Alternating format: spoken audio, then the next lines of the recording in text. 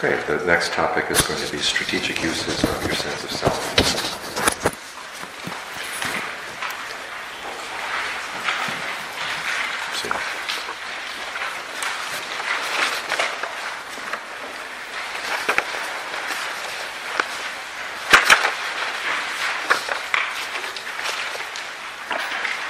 This would correspond to the readings that start with number 19 on page 6.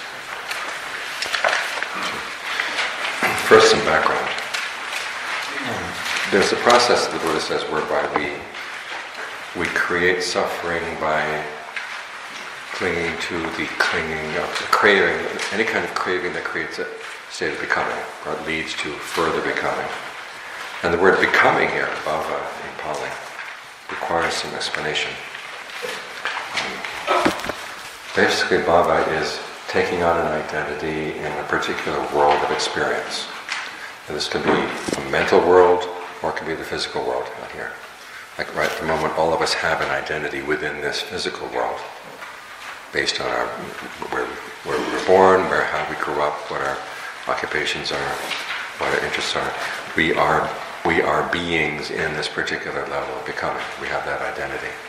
On top of that, we take many different identities in the mind. You see this most clearly when you're falling asleep. As you're beginning to drift off, there'll be another world in your imagination, and you go into that world, and that's taking on becoming in that particular level. And it's not only when you're dreaming, but as you have a desire for anything at all. You can sit here and think about, again, shawarma after the retreat, and in that particular becoming, okay, the world that is relevant will include the things that will help you get the shawarma and the things that will get in the way of you getting the shawarma. In other words, you have the money, you have the car, the things that are getting in the way, or there's this monk up here talking to you right now. You get outside and you realize that even though they forecast only 2 centimeters of snow, it looks like a lot more right now. Those are the things that are relevant for that particular world. And in that particular world, say, your political views, other aspects of you that you might be relevant for other desires, just kind of fall into the background. They're irrelevant for that world. The sense of self that you take on in that world will be the self that can bring the desire about, and the self that will enjoy the result. So we can talk about this as self as the producer or the provider, and then the self as the consumer. And the self has both of these aspects. You identify with certain abilities you have because you can use those abilities to gain happiness. And then there'll be the you who experiences the happiness as a result. So you who has the money, you have the car, you have these things that you can do to get the shawarma. And then you, the person who will enjoy it afterwards. And when we're practicing, especially when we're creating a state of concentration or taking on the identity as a person on the path, that too is a state of becoming. It's like the raft, it's a provisional becoming that you assume for the purpose of practice. And that too will have a consumer, and it'll have a producer or a provider. The consumer is basically you as the beneficiary. You're going to be benefiting from taking on the practice. And then you as the producer or the provider, the person who can actually do the practice. And then there'll be the world that we live in, a world in which there is a Buddha who has already found that there is a way of practice. We live in a world where there are conditions that make it possible for us to practice. You want to focus on those. So you're taking on a state of becoming as you develop the path. In fact, the word development is actually related to bhava. It's bhava. Pavati is to develop something, and bhava is the state of becoming. So you're creating a becoming around the path. And as part of that becoming, you will have to have a sense of the world, and also a sense of yourself as a world in which this is possible, and a sense of self that can do this. You'll notice that when the Buddha talks about the world, the cosmos in which we have taken birth, in which we continue taking birth, he doesn't give a complete description. There's no place in the sutras where the Buddha lists all of the different levels of being and all the different aspects of the world. Some sutras will list some levels, other sutras will list other levels, but there's no one place where the Buddha lays it all out, that these are all the worlds, levels of the world. What he does point out is how whatever levels that he's talking about are related to your actions. So the world that you need to know about, and it's just a sketch of the world, it's a world in which your fate, or where you're going to go, is dependent on your actions.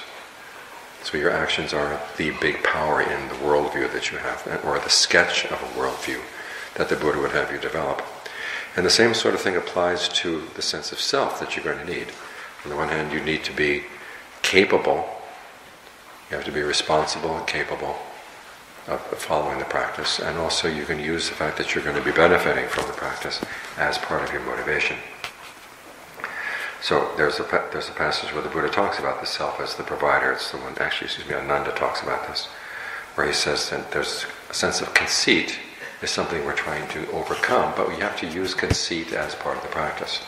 Now, conceit here doesn't necessarily mean that you have a very high opinion of yourself as opposed to others, because conceit in Buddhist terms can also mean you see yourself as equal to others or as worse than others.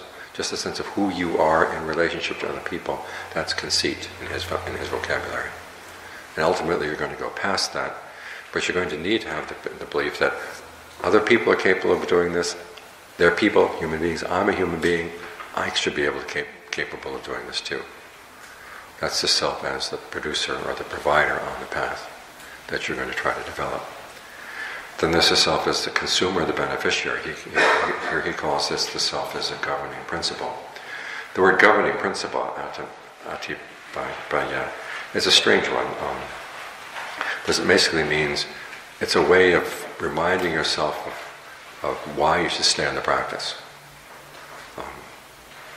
The Buddha talks about mindfulness as a governing principle. In other words, the things that you keep in mind are the things that are going to keep you on the path. And he has 3 governing principles altogether that help to keep you on the path.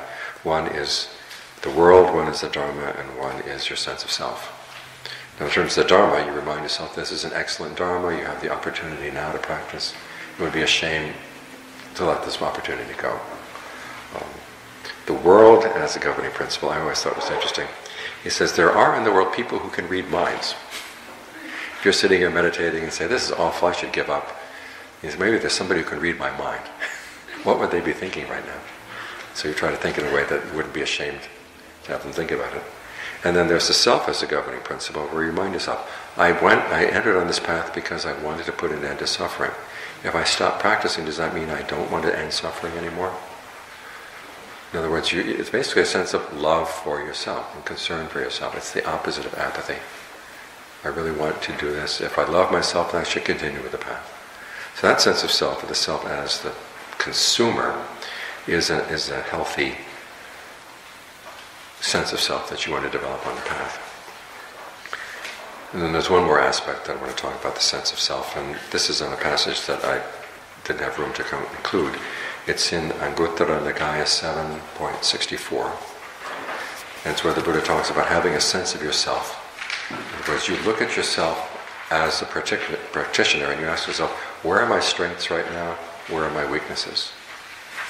What strengths can I use to build on, that I can develop, that I can then work on my weaknesses? And so you measure yourself in terms of 6 things, the Buddha says. First, what is my level of conviction? Is my conviction weak or is it strong? If it's weak, what can I do to strengthen it? Second factor you want to develop is your virtue. Where is my virtue now? How are my precepts? The third thing you want to look at is your level of learning. How much do I actually know about what the Buddha taught? Am I getting all my knowledge from online forums? Maybe I should look someplace else. The fourth quality you want to look for is generosity. Am I a generous person? Do I think of sharing my things, or do I tend to be a little bit possessive and greedy and grasping? The fifth thing you want to look at is in terms of your discernment. Can I see clearly when I'm causing myself suffering, or is it confused? And the sixth quality is your quick-wittedness. When you come up against a problem, are you able to use your ingenuity to get around it? Because if you depend totally on what other people have taught you, then you're going to run into problems that they're not there to help you. What are you going to do? A large part of the training I received in the forest tradition was in not having things explained, having to figure them out for myself. Starting with simple things like, where do things go in the teacher's hut? And how do I observe this, especially when he closes his door all the time and doesn't let me see? For quick-wittedness, Bhatipana. Ajahn Lee tells a story when living with Ajahn Mun. His job was to straighten out things in Ajahn Mun's hut. And Ajahn Mun would always tell him, you're not putting things in the right place. But he wouldn't tell him where the right places were. And so Ajahn Lee came up with a solution one time. That was back in the days of banana leaf huts. And so Ajahn Lee one day poked a hole in the banana leaf. And so when Ajahn Mun walked into the hut, he looked in to see where Ajahn Mun would place things. And then he tried to remember, this goes here, that goes there, this goes here. And the next day he would go in and place them as best he could remember. And finally got to the point where there was one day when Ajahn Mun walked into the hut, he looked left, he looked right, everything was in his position, okay, sit down. And Ajahn Lee said, okay, good, looking after my teacher to his satisfaction. I had the problem that when I was with Ajahn Phương, his hut was not made of banana leaves. It was wood. I could drill a hole. So I had to figure out other ways of getting things in the right spot. And it's a simple sort of thing, but it trains you to use your ingenuity and to figure out ways, well, if they're not going to show me outright, how can I sneak a look? Ajahn Phương once said to me, you have to think like a thief. The teacher's not going to give you everything. If a thief wants to steal something from someone, he can't go to the front door and knock on the door and say, by the way, when are you going to be away? And where do you keep your valuables? You have to learn how to observe. Which part of the house do they tend to be most protective of? When do they tend to be there? When do they tend not to be there? That kind of thing. So this is a quality that the Buddha said you should look for in yourself and try to develop. So that when problems come up in your meditation, you'll have that attitude, well, maybe I haven't been told the solution, maybe I can figure something out. In Ajahn Lee's case, the most dramatic case was when he walked into the forest one time, 3 days walking into a spot where he's going to spend his rains retreat. And soon after arriving, he had a heart attack. Now here he was out in the middle of the jungle, no doctors, no medicine. What was he going to do? Well, he said, I have my breath. So he worked with his breath, and that's how he developed method 2 in his breath meditation. And at the end of the rains retreat, he was strong enough to walk out. So sometimes you have to make do with just a little bit, but if you use your imagination, use your quick-wittedness, then you can develop some strengths you wouldn't have otherwise. So these are some of the qualities that are listed in the canon as part of the sense of self you need to develop, that you are competent, that you've been doing. Remind yourself that you are responsible, you're competent, and that it is in your own best interest to keep at the path. You will benefit from this. There's even a passage when the Buddha says, whatever is not yours, let go of it. That will be for your long-term welfare and happiness. But even then, you're talking about, I'm the person that's going to benefit.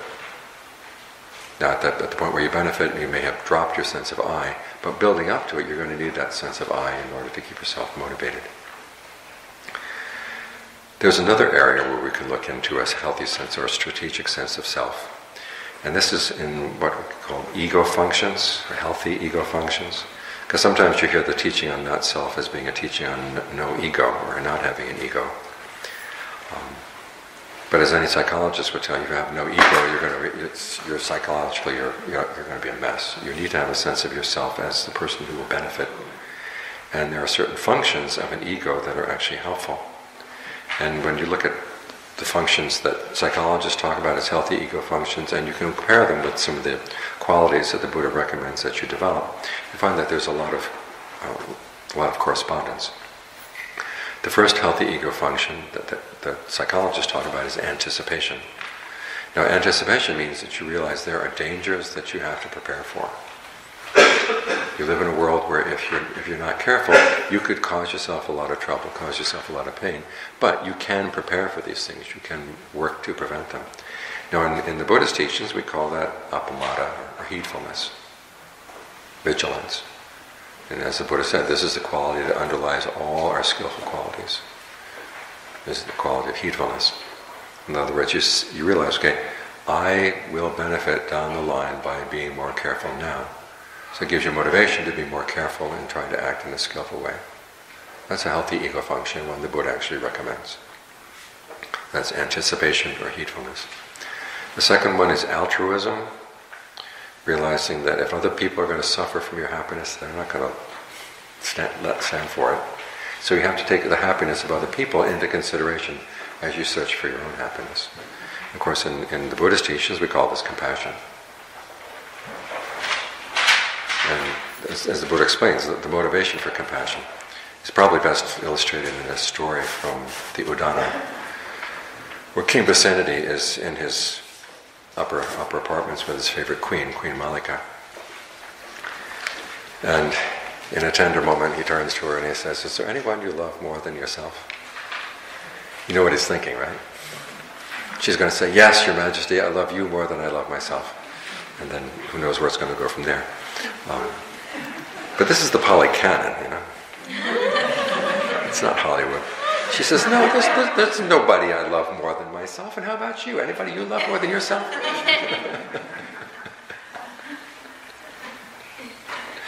The Pali Canon has some great lines.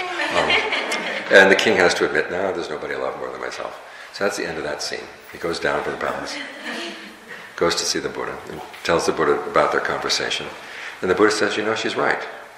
You could search the whole world and you will never find anyone that you love more than yourself. However, at the same time, everybody else is just as fiercely in love with themselves as you are with yourself." And so the conclusion that he draws from that is not that it's a dog-eat-dog world, just take what you want. The conclusion is never harm anyone or cause them to cause harm. In other words, if your happiness is going to harm somebody else, you realize they're going to fight against it. So you have to find a kind of happiness that doesn't harm anybody. This is the underlying principle for altruism, or the underlying principle for compassion. That if you're going to try to find a happiness that really lasts, it's going to have to be a happiness that doesn't harm anybody. So that's the second healthy ego function that the Buddha would recommend, altruism or compassion. The third healthy ego function is suppression. Now this is not repression. Suppression means that you see that there's something unskillful coming up in the mind and you have to say no. Repression is when you deny that it's there. But suppression, you admit that it's there, but you realize, I can't follow this. I have to say no.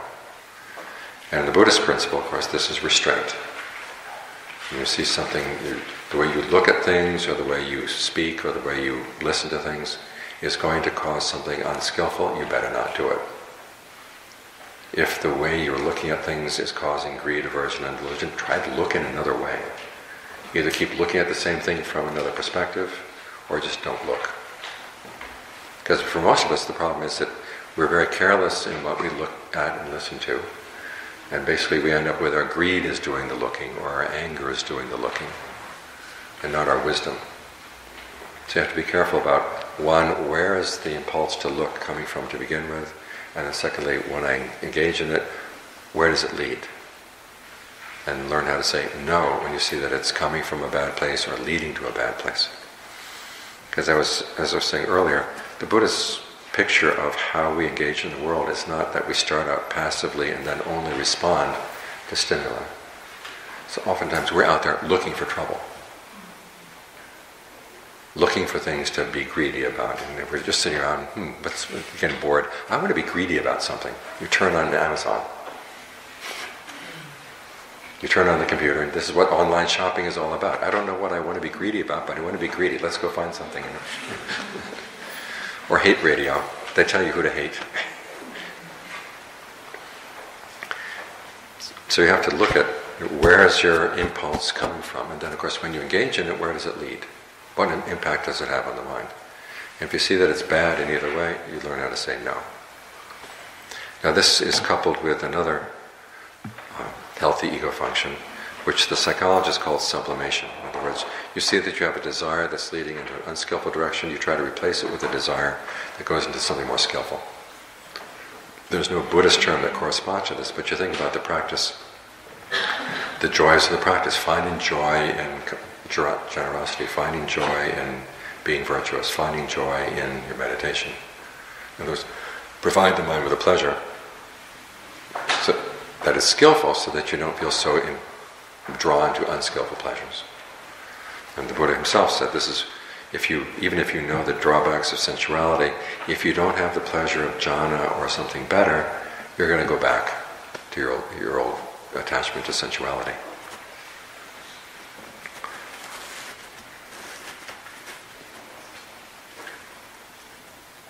A fifth healthy ego function is a sense of humor. Being able to laugh at yourself in a good-natured way. And in the text, they don't talk about humor that much, but there are lots of examples. And the most interesting examples are the ones that are in the origin stories for the monks' rules and the nuns' rules. And I think it's really interesting. Here it is, a disciplinary text. And all the really good stories in the Pali Canon are in the disciplinary text. Part of the reason for that, I think, is that if you know that the people who formulated the rules have a sense of humor, it's a lot easier to follow the rules. In other words, we're not following rules that were created by some horrible old grandmother who hates the world. But it's formulated by somebody who's sly enough to see the humor in humorous situations. And then secondly, when you see that, okay, this rule was formulated in response to a particular situation, you see how stupid the behavior was, you're on the side of the rule. You see, okay, this is the kind of harm that comes from that kind of behavior, and it really is really foolish behavior. When you learn how to laugh at that, then with the impulse in yourself that would like to break the rule, you can laugh at that impulse. Say, I know where you're going. You're going to take me someplace I don't want to go. I'll give you some examples. The rule against monks taking liquor. There was a monk one time, his name was Saketa, and he had some psychic powers, but at one point he subdues a fire-breathing serpent. And the word gets out. Saketa subdued the fire-breathing serpent, put him in his bowl. And so the lay people want to make merit with him, so they go and they ask the monks, what is something that monks don't usually get in their bowl? They ask the wrong monks. And they ask, there's a group of 6 monks, they call them, these are the misbehaving monks. And they say, we very rarely get hard liquor. They call it pigeon's liquor, because it was the color of pigeons' feet. And so the next day, every house in the city, they prepared a glass of hard liquor for Saketa. So he takes a few glasses of hard liquor and he passes out at the city gate. And so the Buddha comes along with the monks, and they see him lying there at the city gate. So the Buddha says, okay, pick him up, take him back to the monastery. They'll take him back to the monastery. They lay him down with his head toward the Buddha. And as the Buddha's talking, Saketa doesn't know where he is, and he tosses left and right, and ends up with his feet pointed right at the Buddha, which, as we all know, is a sign of disrespect. And the Buddha says, okay, before, wasn't Saketa respectful of us? Yes. Is he respectful of us now? No. Before, didn't he do battle with the fire-breathing serpent? Yes. Could he do battle with a salamander now? No. And so that's why we have the rule against taking liquor.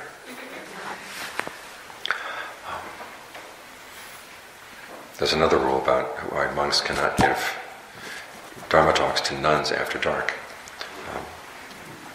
They have this rotating roster of the monks who give instructions to the nuns, and one time it became the turn of Julabandaka. Now, the Julabandaka was famous he was an arahant, but he didn't know much Dharma. He learned only a few phrases. He didn't have a very good memory. And so when it came his turn to give the Dharma talk, the nuns heard about this, and they said, oh my gosh, he's going to be giving this, he's going to repeat this one verse of the Buddha over and over again, and that's all we're going to get all day. This is not going to be an effective talk. And so they go, and so he starts out, he goes through the formalities at the beginning of the talk, and when the formalities are done, he says, okay, here's today's lesson. And he starts repeating this one verse that he remembered over and over again. And so the nuns turned to each other and they said, didn't I tell you? It's not going to be effective. Well, he overhears them. And so he says, okay. So he levitates, and then he splits himself into many, many visions of himself. And some of them spout fire, some of them spout water, some of them spout smoke. And they start saying that same verse of the Buddha, and many other verses of the Buddha. And the nuns are saying, wow, this is the most effective Dharma talk you've ever seen.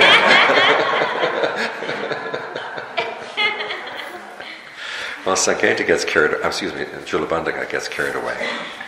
And so he keeps up the show until after dark. And so then he comes back down, dismisses them. Well, they go back to their nunnery, which was in the city. They get there, and the city gates have been closed. I mean, back in those days, as soon as the darkness fell, the city gates were closed. So they had to spend the night outside of the city gates. And the next morning, when the city gates are open and the nuns come filing into the city, everyone says, oh, here come the nuns from spending the night with the monks. So that's why we can't give Dharma talks to nuns after dark.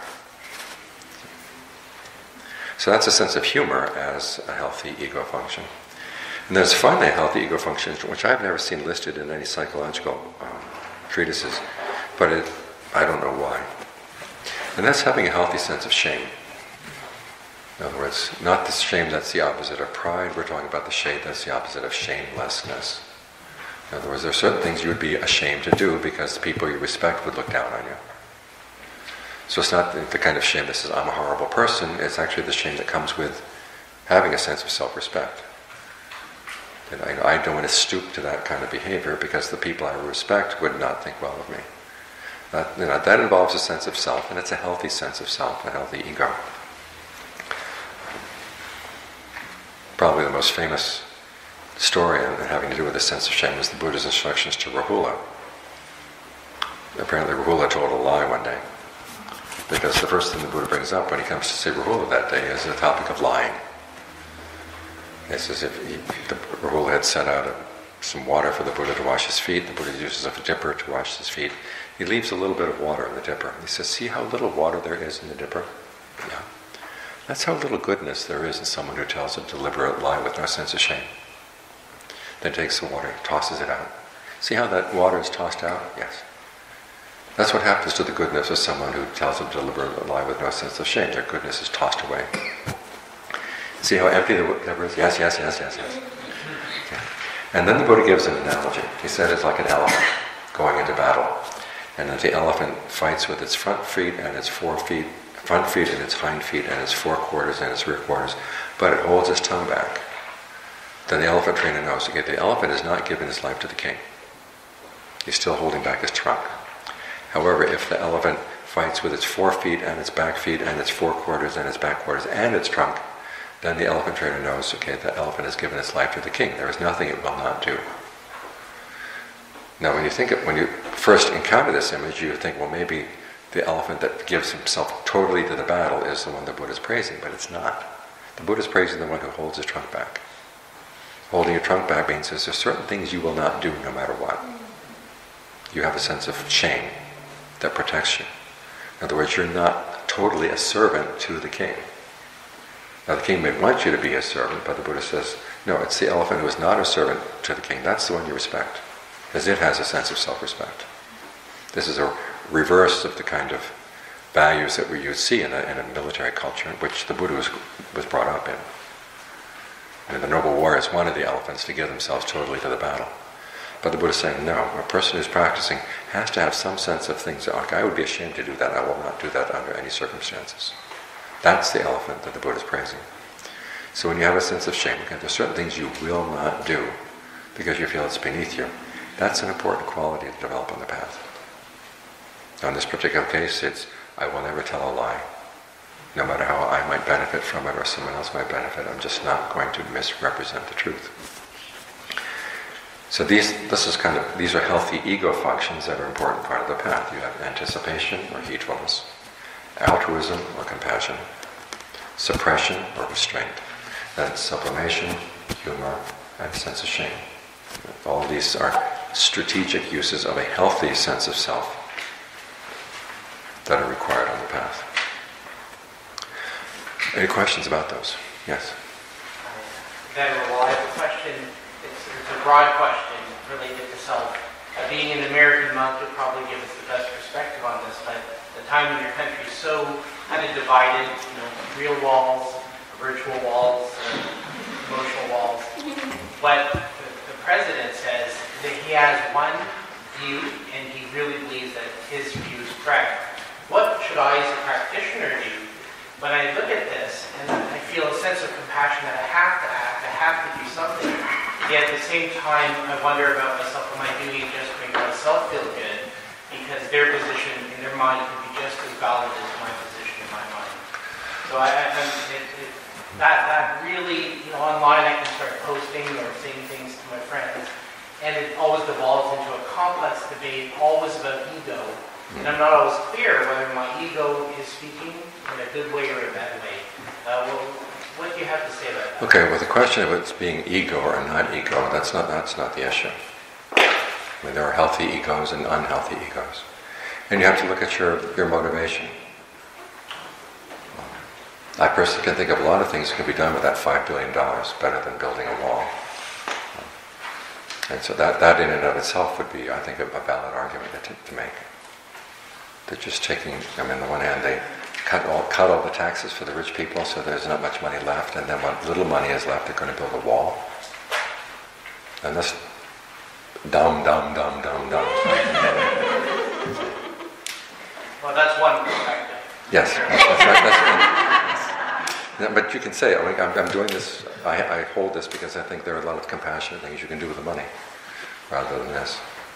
And that would be, for me, that would be a good enough reason. If you wanted to get involved in the argument, you could say, okay, this is my reasoning. Now then there is also the question, however, to what extent do I feel that this is a healthy use of my time, or are there other issues that would be better use of my time? Because political involvement, I think, is best regarded as a kind of generosity, where the Buddha says, you give where you feel inspired. That you feel that this would be a good use of your time and energy, think that people would benefit from it, okay, that's your choice.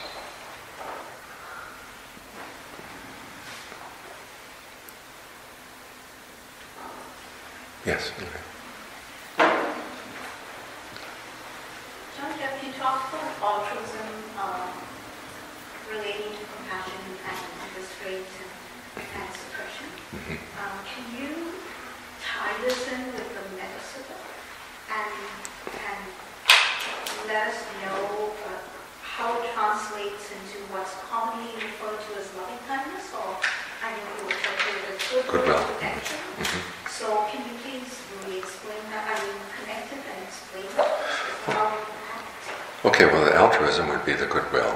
You're wishing for other beings to be happy, wishing for everybody to be happy, and trying to find a way that you can look for happiness that would not harm anyone else's happiness.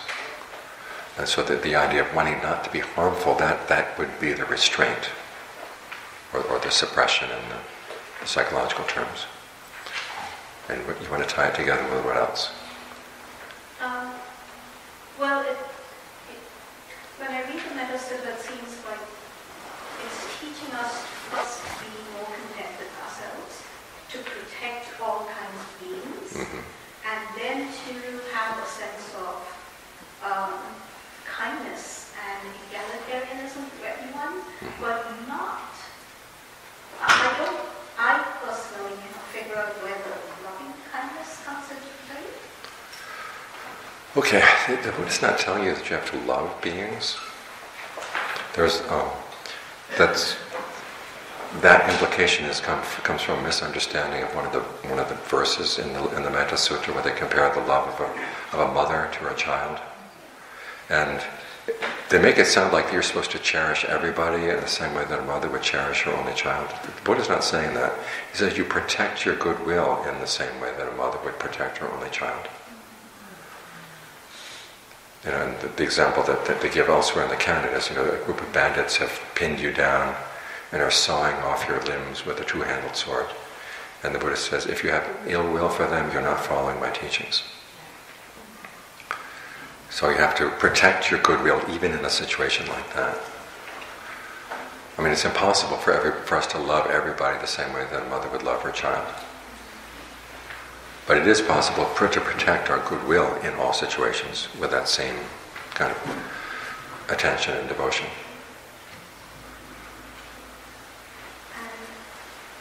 But you're right, the sutta does start out by saying, look at the way you live before you start spreading thoughts of goodwill, so make sure you live in a way that is harmless to other beings, and you're going to be as little and a burden on other beings as you can. One of the passages I really like is not having lots of activities. In other words, not building a lot at the monastery.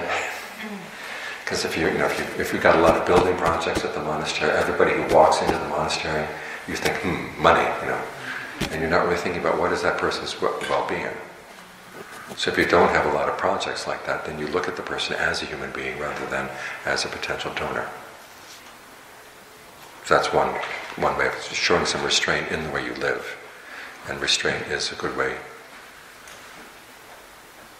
then as a good basis for goodwill. And the Buddha does talk about goodwill as a kind of restraint.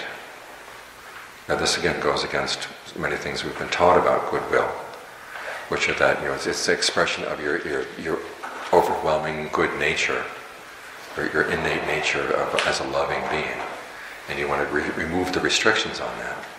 But the Buddha is actually saying it's out of goodwill that you exercise restraint. In other words, you don't want to harm anybody. Because when you look at your innate nature, it's as changeable as anything else. It could be goodwill, ill will are equally easy for us. Sometimes ill will is easier.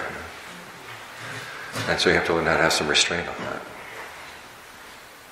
So this is how altruism and restraint go together. Does that answer your question? I have an answer.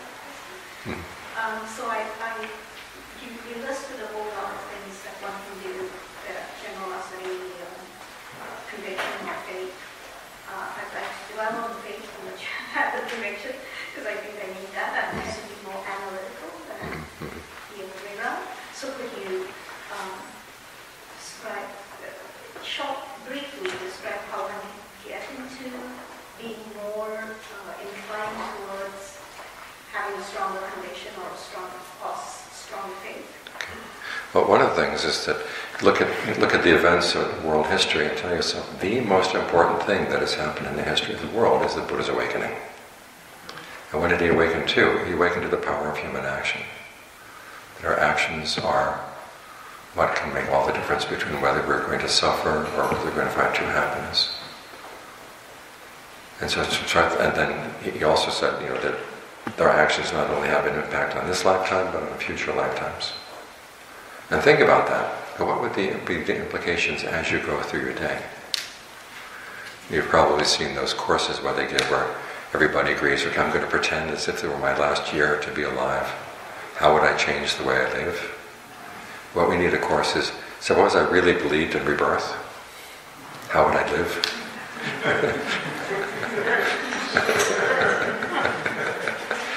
Now, some people already believe in rebirth, there's no problem. But other people, it's an act of will. But if you could find a group of friends and get together, okay, we're going to act as if we really believe in rebirth. And discuss, okay, what issues do you come up against? I know someone from your old stomping grounds down in the Bay Area. I proposed this as a project. And he admitted to me the year afterwards, he said, I kept resisting, and finally I realized why I was resistant, because it would actually have to become a better person.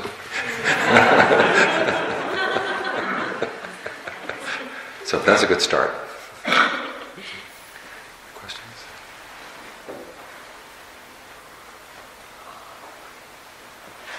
Yes? In that story where we're talking about someone sawing that person's arms off, or limbs off, and he would be encouraged to maintain goodwill, would that be compatible with fighting off the people who were attacking him? Well, the Buddha is giving the image, you're surrounded by more people than you can fight off. But yes, you can still. But if it's just one person trying to saw off your limbs, I would fight.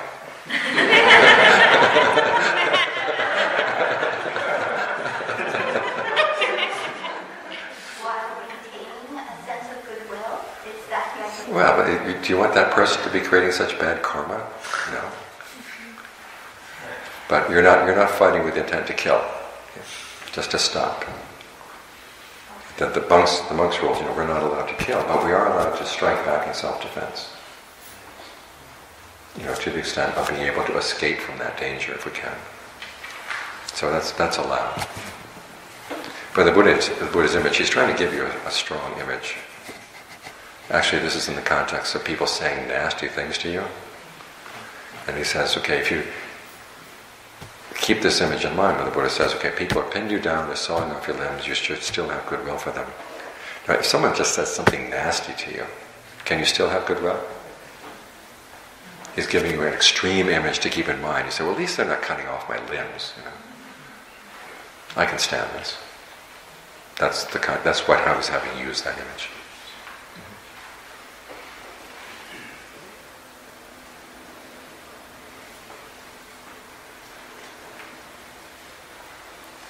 If there are no questions, we're going to go home fast.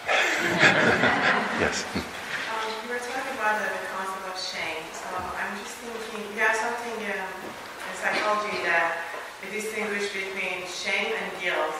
As shame being, I am bad. Guilt being, I need something bad. The danger with the first one is that when it becomes internalized, then it becomes very difficult to operate from that. So I'm just wondering, is that what you are also trying to? Well, one thing, it is focused on actions as opposed to who you are. But secondly, from the Buddhist point of view, it's the kind of shame you would have even before you would do something. I mean, you recognize, okay, I did this. If I did this in the past, I should be ashamed of it. But then remind myself of that so I don't do it the next time around.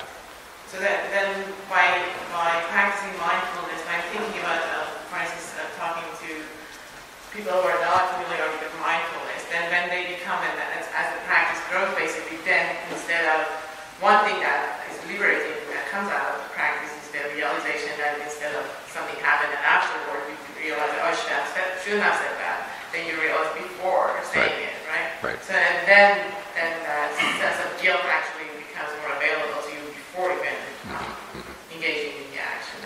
The thing is, I don't like the word guilt. There's an anthropologist during World War II who was asked by the U.S. Army to do a study of Japanese culture because they were concerned that even if the U.S. Army occupied Japan, would Japanese people cooperate with the occupation or would they fight against it? And so she did a study of Ruth Benedict was her name, and her way of studying culture was to look at how children were trained in that culture. And she came up with a theory of what she called the difference between shame cultures and guilt cultures. And in a shame culture, the parents will tell the children, don't do that, it embarrasses us in front of the neighbors. And in a guilt culture, they say, don't do that, it hurts me when you do that. And both cultures have their problems. Shame culture, people, the most common psychological problem is psychosis. And in guilt cultures, it's neurosis. So there's no way out.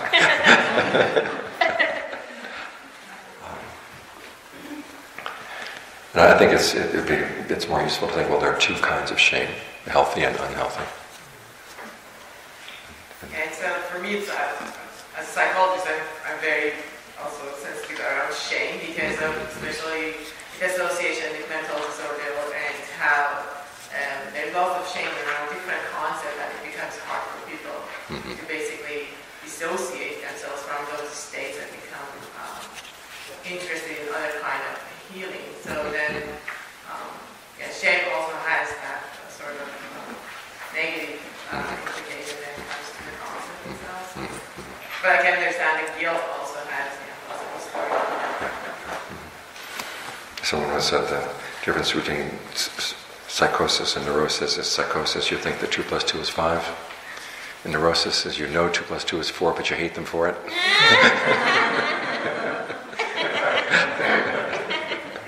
So either way, you're messed up.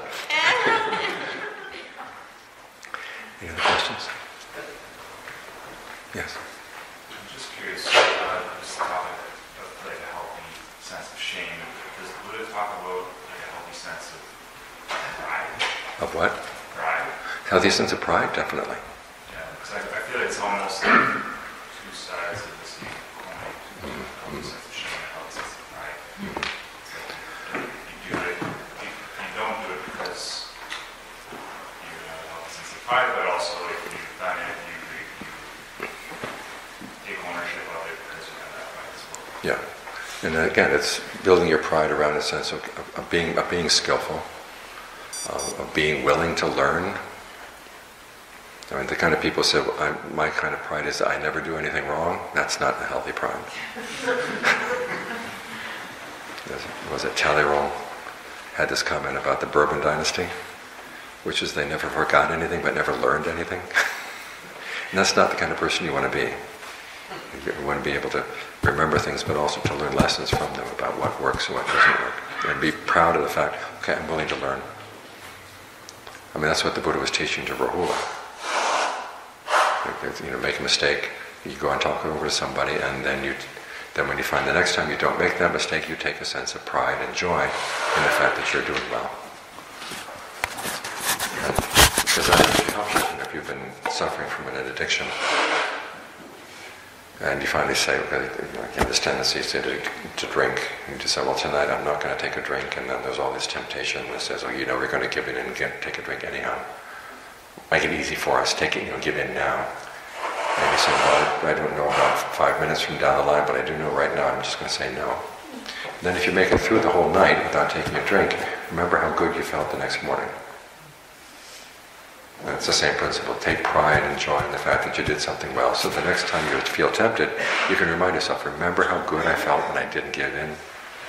Let's see if we can repeat that. So there's a healthy sense of pride as well. In the similar to the fortress with the first three, that's the conviction, idiota. That's why that important. That's why you're getting that. That's your protection. Having a sense of hirya ottappa. That's your protection against the outside forces. It's your first level of protection. Now, if anything can get over that, then you've got to use your discernment. That's why you have the wall inside the moat and inside the road and everything. And then if they get past your discernment, that's when you need your right effort to fight them out, get them out. And then you have to feed the soldiers with right concentration. And in the meantime, you've got right mindfulness as your gatekeeper. And I've heard some strange interpretations of the gatekeeper, because there is that version of mindfulness where you're just simply aware of what's happening.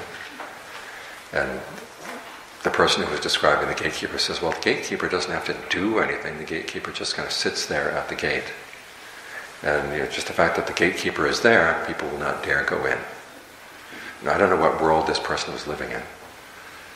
But people can figure out, if the gatekeeper's not doing anything, boy, it's so easy to slip past. Do you have mannequin policemen in Canada? No. I know we have Mounties. Come on.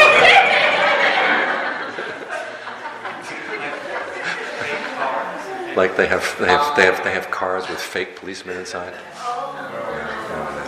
Canada's a civilized country. In some places in America, they don't have enough. They don't tax people enough to afford real policemen. So what they'll do is that they'll park a car with a mannequin dressed up as a policeman inside the car.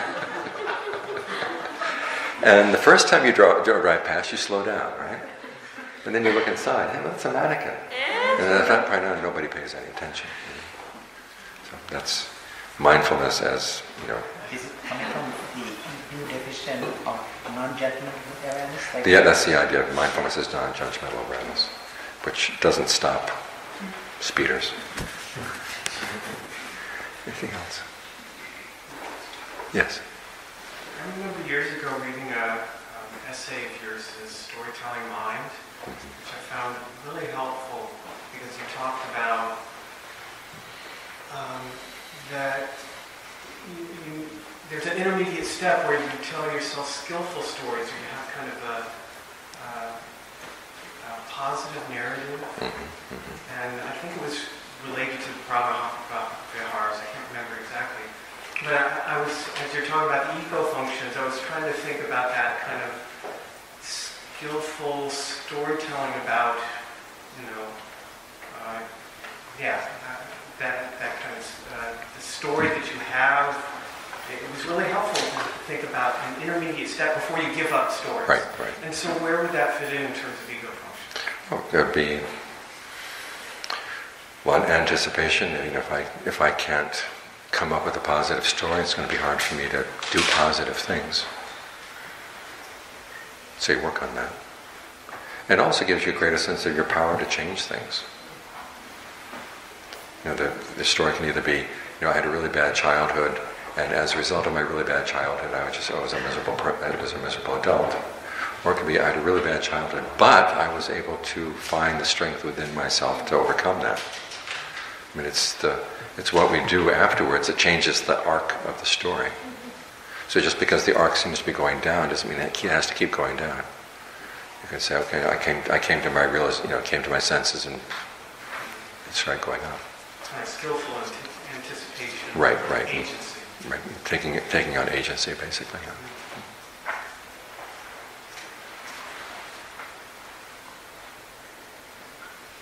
Can you talk a little bit about generosity and how to do it without putting yourself at any kind of risk? Like whether it's with too much time, like self-care, like whether it's too much time or like too much. I think I kind of struggle with like giving too much, or just not giving anything. Like I don't know how to do it just tread right. that. Yeah, tread that. Okay, well, ask yourself, what is the level of generosity that I could give on a regular basis? And it's like any aspect of life where you realize I'm in this for the long haul. This is going to be a marathon run and not just a short sprint. And so, try to calculate what could I give on a regular basis, and then try to keep that up. And if you find that you're not feeling challenged by it, you might want a little bit more. But think in the long term about what you're able to afford. And that's with like time.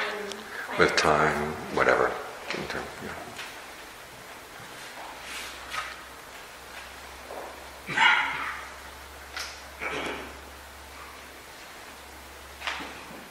Okay, as I said, no questions. We're going to be out of here fast. Yes, okay. Comments that come up, I'm wondering, whether to kind of keep them at bay and focus a sense of self on, say, the breathing, versus actually confront them and apply other perceptions that might sort of anchor to diffuse them. A good rule of thumb when you're meditating is say, okay, I've got to get my concentration strong. And whatever is going to come in, it seems to be destroying the concentration. Say no to it until I feel like I've been really, really well rested. Then when you feel well rested, then it's okay, now let's take a few things on. See if you're ready for them. And if you find that it's totally destroyed your concentration, destroyed your equanimity, you say, I'm not ready for that yet.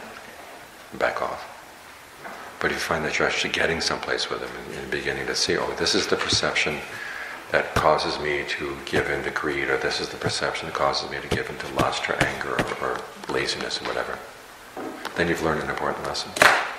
So you can see through that perception the next time. Because it's not like you're just going to perfect your concentration and say, okay, now I've done my concentration, now I'm going to do discernment work. You develop the two kind of in tandem. But the emphasis should be on, get my mind as concentrated as I can, rested as I can, before I start taking these things on. The one exception would be, there's an issue that comes up, it's got to be dealt with right away. Say, okay, I'll just take whatever I've got in terms of my strengths and see what I can do. But otherwise, really emphasize the concentration. My teacher used to say there are two kinds of people who think too much, people who don't think enough.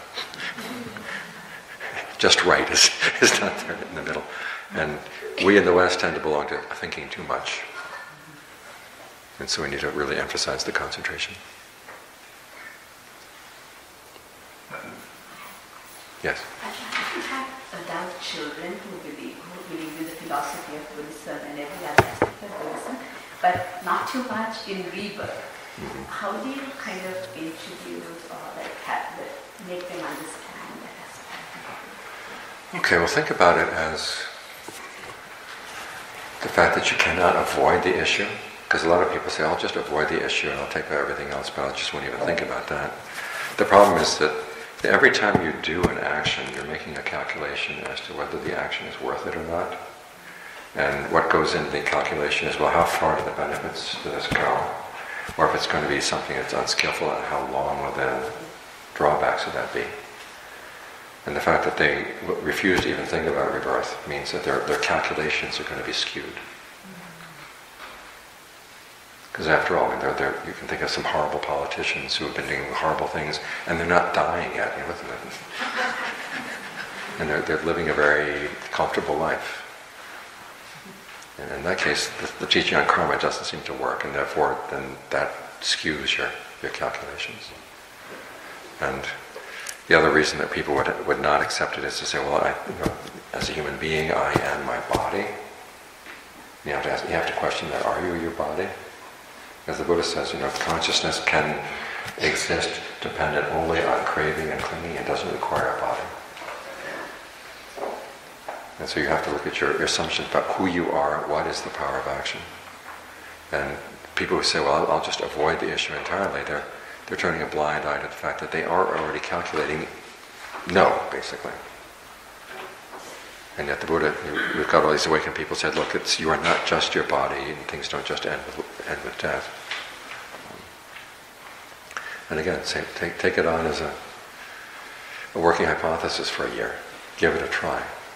Because with all these things, the Buddha is not saying, wait until you know and then adopt that as an assumption. Now, he never said that he could even prove karma to you. He can't say he can prove rebirth to you. But he did show that if you believe in karma and rebirth genuinely, you will tend to be acting more skillfully. That's kind of what we call a pragmatic proof, as opposed to, and that's the best you can get before you've practiced. And sort of confirm these things. I mean, these issues are not going to be confirmed until stream entry. This is why the Buddha calls it right view as opposed to right knowledge. This is a view you adopt as a working hypothesis.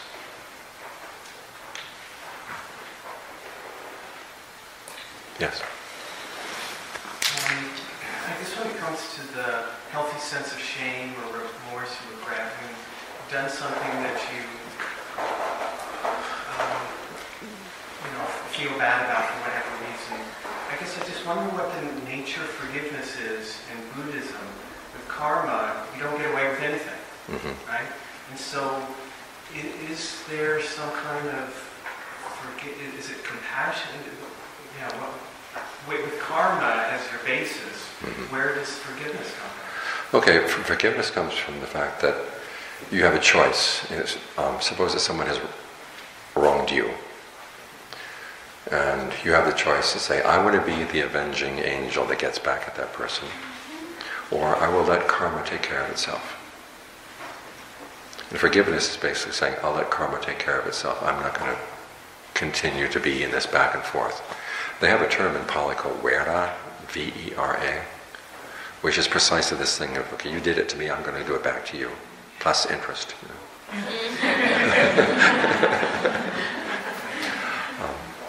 And that can go back and forth forever, or for a long, long time. And you have to ask yourself, is this something I want to get involved in? Then when you say, no, I'm not going to pose any danger to this person, I'm just out of this. As for the results of karma, now remember, we talked earlier about how that lump of salt in the water. It may happen that the person who has wronged you may develop an expansive mind, a more appreciative mind, a mind that's not necessarily affected by the results of past karma, in which case they wouldn't suffer so much from what they did to you. There's some people who are bothered by that. That's Vera. That you really want to see. You gouged out my eye. I'm not going to be happy till I see your eye gouged out. That attitude. How about self-forgiveness? Self-forgiveness is just realizing, okay, hey, we all make mistakes. So it's kind of an equanimity, or this is my karma. Well, you don't say, well, just this is my karma. You say, I've got to develop that river-like mind so that when this comes back to me, I'm not going to be suffering. And the Buddha says, you recognize you made a mistake, but you don't let yourself get tied up in remorse. You recognize the mistake, and then you spread goodwill to the other person, goodwill to yourself. Say, I've got to train myself so that I'm not going to suffer from those consequences. And also have goodwill for others to remind yourself of your motivation, but why I don't want to do that again. So basically, forgiveness is getting out of that sense of wera when you go back and forth.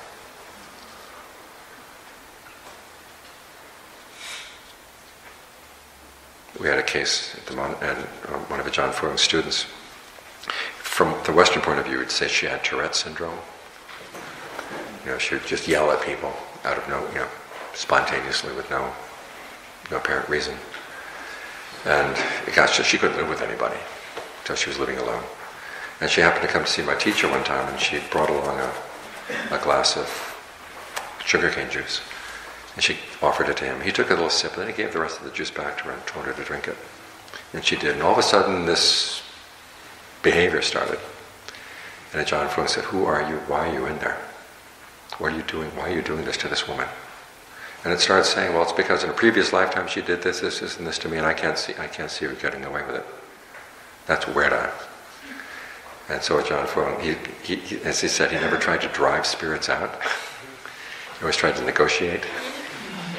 So lots of goodwill for the spirit. And they said, if you do this to her, she's going to come back next lifetime and do it to you. Do you want that? No. How about letting her have a normal life and then dedicating her merit to you? Would that satisfy you? Took a minute. Okay. And that was it. She never had the symptoms again. So that's the forgiveness. Okay, so I'm willing to live in peace with you, and I don't have to come back and keep getting back at you for what you did before. If you do forgive, that means you're amplifying the karma, you're thinking about it, and you're making more karma. You're making more karma for yourself, and you're just pulling it both sides down. Nobody benefits from that.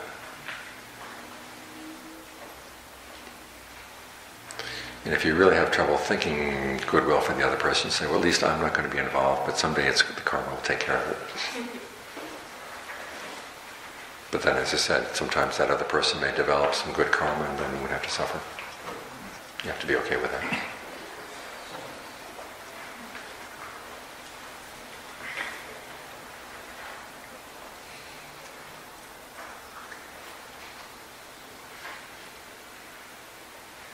Anything else on strategic use of self? Yes? Do you believe in when they say what is every thought contributes to one Baba? What do you think about that? Okay, a thought would have to be become a bhava, or a state of becoming, would have to be, there is an imaginary world, and you kind of go into that. Because it is possible for arhats to think, but they don't create bhava out of this.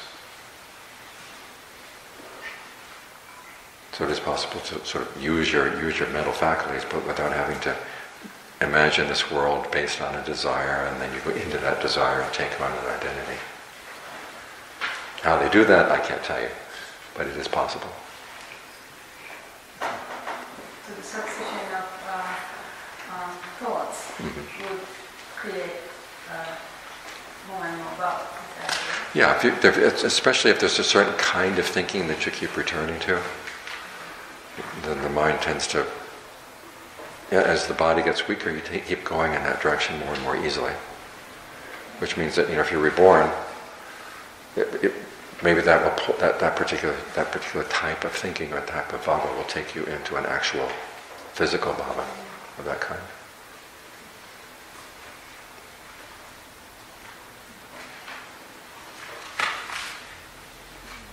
Yes? Is that where bhava connected to bhavana? Yes, exactly. Because as I was saying earlier, bhavana is to develop. And so we are developing these qualities, bringing them into being. Bhava meaning becoming? Meaning becoming. Bhavana is Bhavana is to make become. Can you also talk about right effort? Well, right effort starts with generating desire. Then desire then becomes the sort of the kernel around which a state of becoming would develop. Because you're taking on the identity, okay, I'm the person that's going to have to do this, I'm the person who's going to have to say no, or the person who says yes, or the person who does the preventing, or the abandoning, or the developing, or the giving rise to. This is why you have to have a sense of self around the path. Because you have a desire, and then you take on the role of the self as the consumer and the self as the producer of that, the results of that desire. So this is why right effort, right mindfulness, right concentration all go together. You're giving rise to these states. I think I'm just going to be constructing this thought as I'm speaking. Sometimes I understand, like sitting here right now talking about Dhamma and reflecting on the concept of self becomes more available, and then you go back to the daily life, and sometimes it becomes not only confusing but exhausting to realize where is the right effort, and then where you become almost obsessive about the right effort, and then you're completely losing the sense of it. Okay, this is where having a sense of feeling at home with your breath is a good thing. So you have a sense of nourishment as you're going through this. So it's not an exhausting process. So you say, if nothing else comes up, I'm just going to be with my breath, feel nourished by my breath, refreshed by the breath. And then you're coming from a better place, so it's a lot easier to make a better decision. It's not a neurotic or a fearful or whatever decision. It's coming from a sense of strength and well-being, which is what you want. Yes? Which action creates the most karma, body, mind, and spirit? The most karma comes from mind. There's a whole sutta on this, Majjhima 56. Depending on the intention? It depends on the intention. I mean, sticking a needle in someone with the intent of hurting them is very different from sticking the needle in them with and putting medicine inside them. The physical action is very similar, but the mental action is what makes the difference.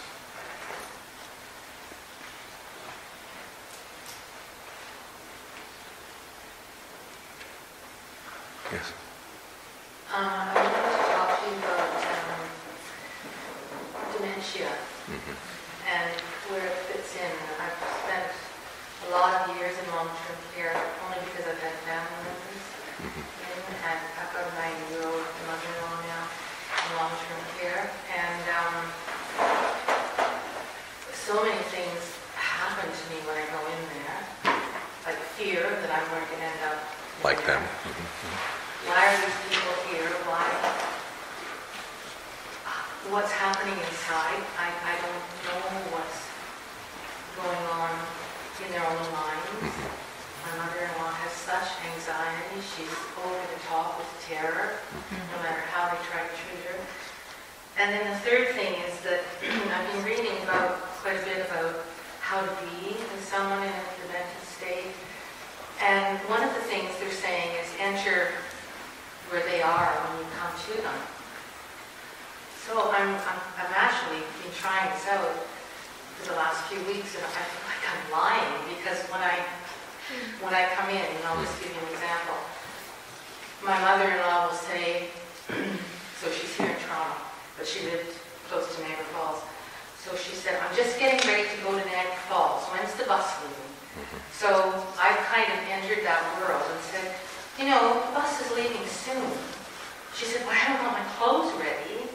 So I'll say, well, let's go back to your room and get your clothes ready. So it's this whole, and she settles. She settles down. I'm saying to myself, you're a lying lady, boy.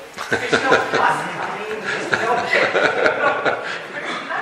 And then at the end of the day, because I was there till dark, I said to her, I don't think we should get that bus today. It's dark, it's cold. She said, I agree with you. So, and I was calmer also. But I don't really have a question, but I do have to think about my lying, but no, I do have a question. I just wonder how you see, like I sit in this room and I think, what percentage of us will be there? Will we still have awareness? Will we still have consciousness when we sink into dementia? What will our inner worlds and what will our hearts be doing in that place? Okay, well the thing is, yes, you will have awareness and you will have consciousness. Now there'll be confusion about the world that you're in. Because what's happening in dementia is they're taking in sensory input, but they're putting it together in a way that's... It's kind of like when you're in a dream and somebody in the next room yells something, that will become part of your dream. And regardless of what they were yelling about, it will be something that you will try to make it make sense in that dream. And so you've got to find some way of playing along but without lying. Because this is going to be useful in any circumstance where you're asked to give information you don't want to give. And you realize, okay, if this person has this information, they may abuse it, so I have to learn how to not give the information but not lie at the same time. And this is the big challenge in that fourth precept.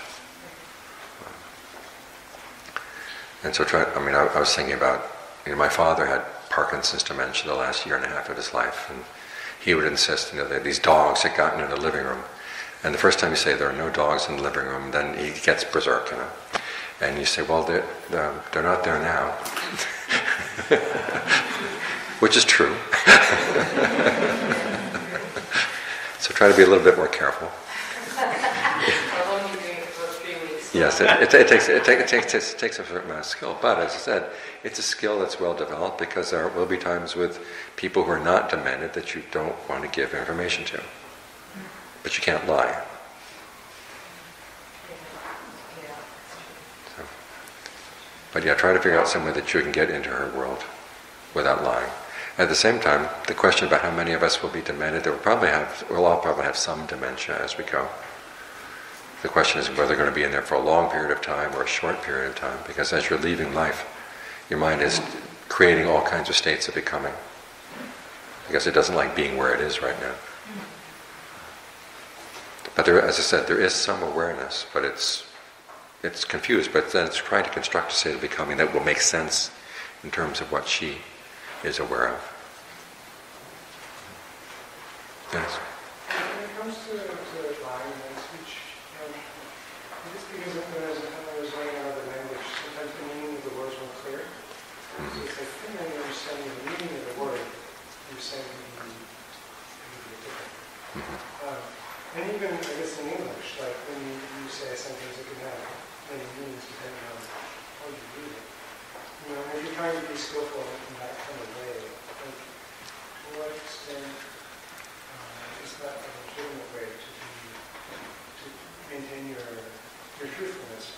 So say you say something, and you mean it in one way, but understand that maybe it's taking it in another way? How they understand your words is up to them. So that's one strategy. So determine your meaning, just interpret how they want. There's a question over here. Yes. Thank you for coming in for them. I can identify with her situation because I saw my mom go through Alzheimer's. But I think it was a bigger lesson that I learned because was my teacher at the time. Seeing her go through those stages propelled me to actually practice, because when my dad passed away, I got into learning the Dhamma. But then when my mom passed away is when I actually started practicing it, because I was thinking, down the road there's a good possibility perhaps I may be in her situation, maybe even more so. So I was thinking of a way to alleviate that thought and put it to rest. And I thought that the best thing would be to travel in the path and practice and train our mind when we're younger, so that we'll be better equipped to deal with it when we reach that stage. Yeah, because the states of mind that you develop are the ones that you'll be living with in a state like that. So the habits you've developed tend to stick with you. So if you happen to be a fearful person all along, then the fear comes up quite a bit. But if you have to be the kind of person who can calm yourself down, maintain a sense of equanimity, it'll be a lot easier then. Yeah, Creating habit, good habits. And as we said, right, habits and practices are kind of clinging, but you want to make them a skillful clinging. Okay, we've been talking about a strategic use of a sense of self. Notice that this was just a sketch of a self view. The Buddha is not trying to advocate a very elaborate view of self for the purpose of the path. It's more just capable of doing the actions that need to be done. Wanting to do the actions, having motivation for doing those actions. And then getting a sense of how well you're doing them so that you can improve on the areas where you're weak.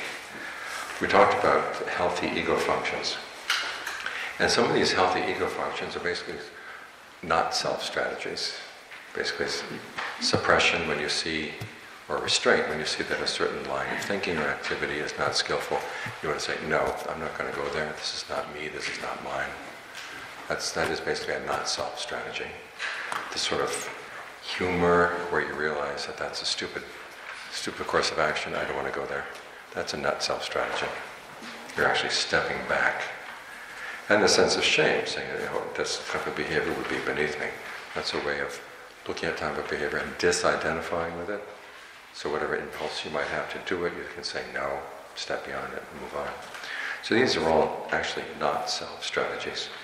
I'd like to spend the remaining time together talking about skillful use of the perception of not self. And in the first stages of the practice, this is going to be a selective use. In other words, you don't apply it to everything. You apply it to things that would pull you off the path. For instance, in terms of generosity, you see that the items that you're giving away are really not yours to begin with. But that if you develop generosity as a virtue, that virtue becomes yours. It becomes your perfection. So you're making a trade, seeing that the items are not self. Things that you're giving away are not self. And you tend to identify more with the quality of mind that comes from generosity, the sense of expansiveness, the sense of well-being, the sense of pride that we talked about earlier. That would be a helpful thing to have. So you're applying the perception of not self in a selective way. Similarly with virtue, you hold on to your precepts. You hold on to them very devotedly. But at the same time, you learn how to see what kinds of things you might lose in terms of holding to the precepts. And you learn to see those as not self. The Buddha talks about different kinds of loss. There are 3 kinds of loss that he says are not serious. Loss of your relatives, loss of your wealth, and loss of your good health through disease. The kinds of loss that would be serious, he said loss of your virtue and loss of your views. So anything that would pull you away and out of a sense of realizing, okay, if I tell the truth here, I may not get as much money as I would if I told a lie. But you say, wait a minute, that amount of money is not worth it. Loss of your wealth, loss of your relatives. Your relatives seem to want you to lie for them. You say, no, I can't lie for anybody.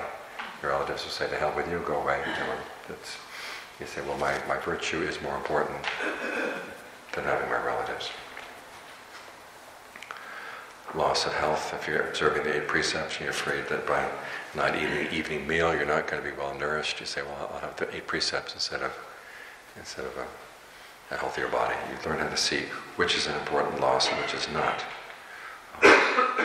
Because if you lose in terms of your precepts or the view, sometimes I hear the view expressed that it doesn't really matter if you break the precepts every now and then. The middle way is sometimes holding to the precepts and sometimes not.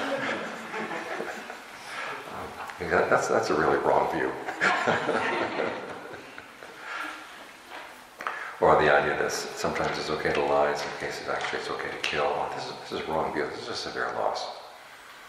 So these are the things that you want to hold on to in terms of things that you would lose otherwise, in terms of you realize your relatives are not going to be your relatives forever. Your wealth is something that comes your way and it's going to go anyhow. Your health is something that's going to go anyhow. So if it's going to go anyhow, you might as well let it go through the practice of what is good so you actually get something in return. So these are the things that you have to be selective in where you apply the perception of not self and where you apply the perception of self. There's one of the rules for the monks is that if someone comes to you and asks you, where should I give? You're not supposed to say, give to me, or give to my monastery, or give to anybody. You can't say, give anywhere. You're supposed to say, give where you feel inspired, give where you feel that it would be well used.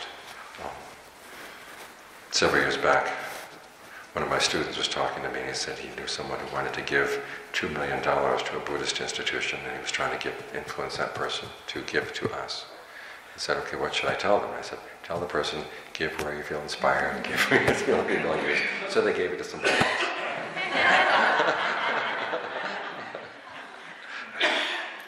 And so I feel, I comforted myself by saying, well, at least I have a virtue that's worth more than $2 million. So in terms of generosity, in terms of virtue, you have to seek, and whatever would pull you away from the practice, that's where you apply the perception of not self. Similarly, when you're getting the mind into concentration, the hindrances come up, you learn to see them as not self. When the sensuality comes up, you say, I don't have to identify with that. Ill will comes up. Sleepiness comes up, you say, this doesn't have to be me. I mean, sleepiness is something very easy to identify with. I really need the rest, I really need the time out. You have to learn how to tell yourself, okay, this is just something, it's a physical condition that's coming on. And maybe, sometimes sleepiness is a sign that the body needs to rest, and sometimes it's just a sign that the mind is bored or it's trying to avoid something. Because you have to test it first. So you have to be able to pull yourself away from it and say, okay, we're going to test this first before we give into it. That is a kind of not self-perception. Say, I'm here testing this condition of the body, this condition of the mind. Similarly, when you're going from a lower stage of concentration to a higher stage of concentration, you have to disidentify with the factors of the lower stage. You say, okay, whatever thinking you've been doing, this is where you really see how much you might be identifying with your thinking. There comes a point where you really do have to stop the directed thought and evaluation and just be with the object. And whatever part of the mind feels uncomfortable without thinking, you have to learn how to disidentify with that part of the mind. Especially a lot of us here in the West, we identify with the fact that I'm a thinker, I'm bright, I'm intelligent, my thoughts are worth listening to. Then you have to say, no, these thoughts are not worth listening to, and I have to say no to them. That's a type of not self-perception that you apply to those thoughts. And ultimately, there will come a point where you let go of everything.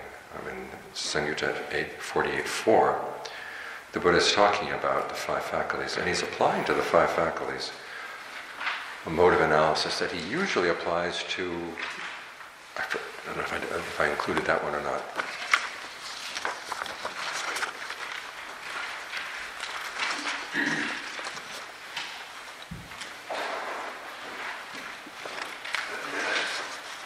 Nope.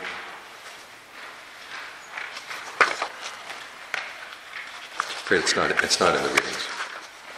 But basically there's analysis. If you have a defilement, the Buddha says you want to understand it and get beyond it, you have to see one, the origination, what is it that gives rise to the defilement?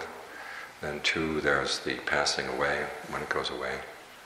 Three, seeing the allure. Why does the mind like this? And then four, seeing the drawbacks, realizing if I follow this, through with this, these are the bad things that are going to happen. And then finally you develop this passion, which is the escape from it. When you compare the drawbacks with the allure and you realize that the drawbacks are much more than the allure, then you get beyond it. Now usually the Buddha applies this to defilements or attachment to the aggregates, things that are either obviously unskillful or neutral. But in Sangutta 48.4, he applies it to the five faculties. Now the five faculties are another way of talking about the Eightfold Path. In other words, conviction, persistence, mindfulness, concentration, discernment. In each of these cases, you have to see not only, you have to develop them, but also ultimately get beyond them, learn how to escape from them. And this is when you start applying the perception of not self, just selectively. You're applying it to everything. The phrase that the Buddha gives is sabbe namanata, all dhammas are not self. So I'd like to go into that phrase a little bit more detail in a moment for right now.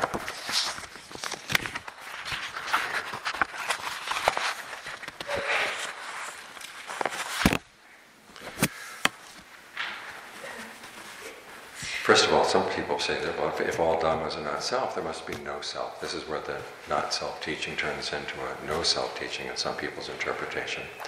But when the Buddha has specific meanings for the word all in Dhammas. All is limited to the 6 sense spheres, or the 6 sense media. In other words, sight, sound, smell, taste, tactile sensations, eye, ear, nose, tongue, body, and mind, and anything you would know based on the senses. Now, Nibbana lies outside the 6 senses. It is not an object of the mind. It is something that's outside those 6 senses. So it lies outside of the word all. It also lies outside of the word Dhammas. There are some passages in the canon that describe Nibbana as a Dhamma. There are others where they call it the ending of all Dhammas, or the relinquishing of all Dhammas. So in this case, Sabbe Dhammanata Anatta would not apply to Nibbana. And that does not mean that Nibbana is self, it simply means it is beyond perceptions. The perception of all things are not self.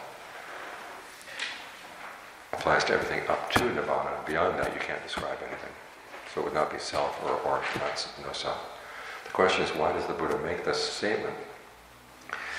There's a passage in your readings, and let's look at it for a minute.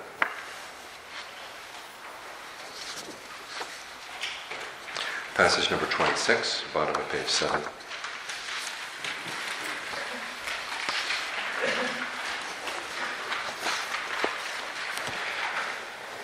There's a case where a monk enters and remains in the first jhana, a rapture and pleasure born of seclusion accompanied by directed thought and evaluation.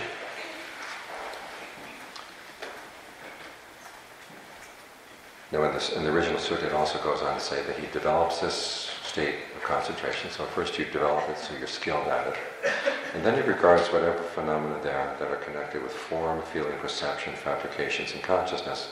Remember we talked about right concentration as involving all 5 aggregates. Here they are. Then you apply to them these perceptions. Inconstant, stressful, a disease, a cancer, an arrow, a painful, an affliction, alien, a disintegration, an emptiness, or not self. So in other words, you apply these perceptions to the jhana state itself. And these perceptions, they fall into the 3 perceptions we talked about earlier. Inconstant, stressful, of course, are inconstancy, stressfulness. Disease would come under stress. Cancer, arrow, painful, affliction would all come under stress. Alien comes under not self. Disintegration comes under inconstancy. Emptiness would be not self, and not self, of course, is not self. So again, these are variations on those basic 3 perceptions that you apply to give rise to a sense of dispassion. You turn your mind away from those phenomena as a result of seeing them in these terms. And having done so, you incline your mind to the property of deathlessness. This is peace, this is exquisite, the pacification of all fabrications, the relinquishment of all acquisitions, the ending of craving, dispassion, cessation, and unbinding. So in other words, you see that even the factors of the path that you develop in the course of developing concentration, these too are things that have their drawbacks, and you want to get beyond them. And then you incline your mind in the direction of something that does not change, that would be not fabricated. So you see that even your concentration is fabricated, and it has the limitations of all fabricated things. That's the point where you try to go beyond it to something that is not fabricated, the deathless or unbinding. And it says, now staying right there, you reach the ending of the effluence. In other words, that's the ultimate stage of awakening. Or if not, then through this very Dhamma passion, this Dhamma delight, from the total ending of the 5 lower fetters, about to be reborn in the spontaneous and pure abodes, there to be totally unbound, never again to return from that world. So what can happen here, either you attain full awakening, or you develop a passion for the Dhamma of deathlessness. Now remember, passion is clinging. So here's a case where you're clinging, but you're clinging to something that doesn't change. And that's what gets you stuck. Because it's the clinging that prevents full awakening. So it's this point that you apply that perception of all Dhammas, including the unfabricated, are not self. In other words, this too is something you have to let go of. You think about it, you've been practicing along and finally this deathless happiness appears. You remember your childhood tendency to eat anything that comes your way. Well, that's your first response. I want this. And that's what gets in the way of awakening. So that's the point where you use that perception, all dhammas are not self. So if there's any inclination the mind has to identify with or to grab onto this experience of the deathless, okay, that's what your reminder is. Okay, this too has to be let go. In the forest tradition, there's a passage where John Munn says, there comes a point where all four noble truths become one, which means that they all have one duty, i.e. the duty to let go. Up to that point you have four different duties, remember. With stress you comprehend it, with its origination you abandon it, with cessation you realize it, and with the path you develop it. But at this point everything has to be dropped, everything has to be abandoned. So it all becomes one truth, and this is the truth that does it. All dhammas are not self. So that's where you need that particular perception.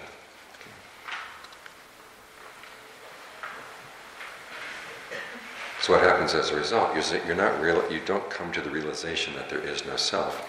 Rather, you go past the realm of description where either self or not self would apply. You get something that these terms don't apply at all.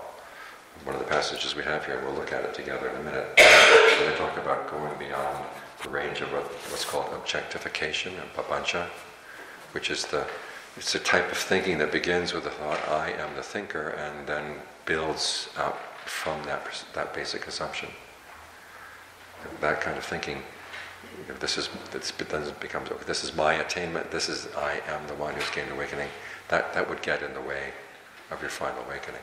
Now up to that point you need that sense of I'm the person doing the concentration, I'm the person doing the discernment, because these are fabricated things. But when you encounter something that's not fabricated, those perceptions get in the way. And you're going down to some of those lines beyond them. So what is this point of arrival? In some cases, the Buddha describes it as a kind of consciousness that's outside the aggregates. It's called consciousness without surface. And the image the Buddha gives is of a beam of light. He asks the monks, okay, suppose there was a house, there's a window on the east side and a wall on the west side. The sun rises, and where does the sunbeam land? First, the sunbeam lands on the wall. So suppose there's no wall. The sunbeam lands on the ground. Suppose there's no ground. The sunbeam lands on the water. Suppose there's no water. It doesn't land. And the image of the sunbeam that doesn't land is the image of this consciousness without surface. So this is not in the aggregates because everything in the aggregates exists in space and time, near or far, past, present, or future, whereas this consciousness is not in space and time, so it lies outside the aggregates. It is also a pleasure that lies outside the aggregates. It's not a feeling, it's the pleasure that comes from total release. Now, the person who attains this cannot be described, as I said earlier, because you cannot define such a person. Because you can't define the person, they can't be described as either existing, not existing, both, or neither. But abiding does exist. Just recently I was reading a magazine article where they were saying, well, the Buddha warns us against thinking that there is an unchanging state called nirvana. I said, I don't remember that. The state itself is unchanging. In fact, permanence is one of the epithets that the Buddha gives for nirvana. Nirvana as a state can be described because you describe states by their characteristics. But people are defined by their attachments. A person who has no attachments can't be defined.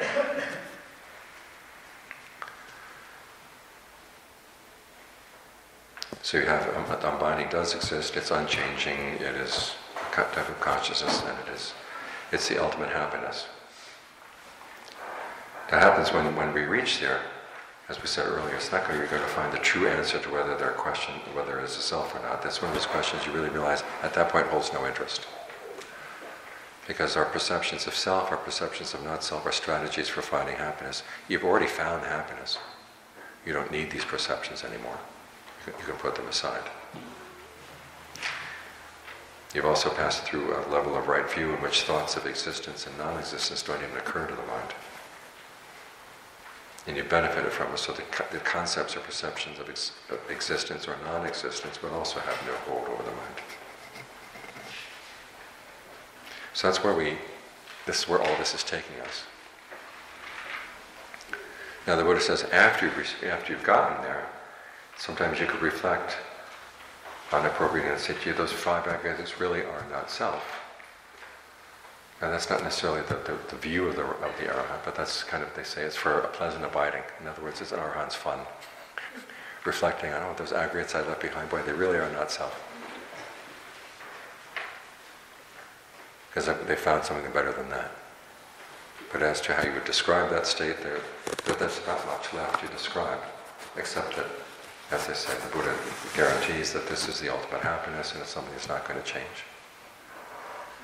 And that you don't need these perceptions of self or not self except for whatever work needs to be done to help other people. And then when you ultimately pass away, there's nothing standing in the way of total happiness. So this is where these perceptions all lead. And this is what they're all about. We're not trying to arrive at the true answer whether or not there is a self, but we're trying to use our perceptions of self in a way that gets us to a happiness that we can rely on. And you use perceptions of self, you use perceptions of not self when they're appropriate. And that's a lot of the skill of the path, is learning when these things are appropriate, when they should be used, when they should be put aside.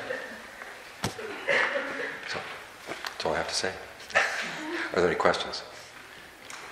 Yes? Passage 26.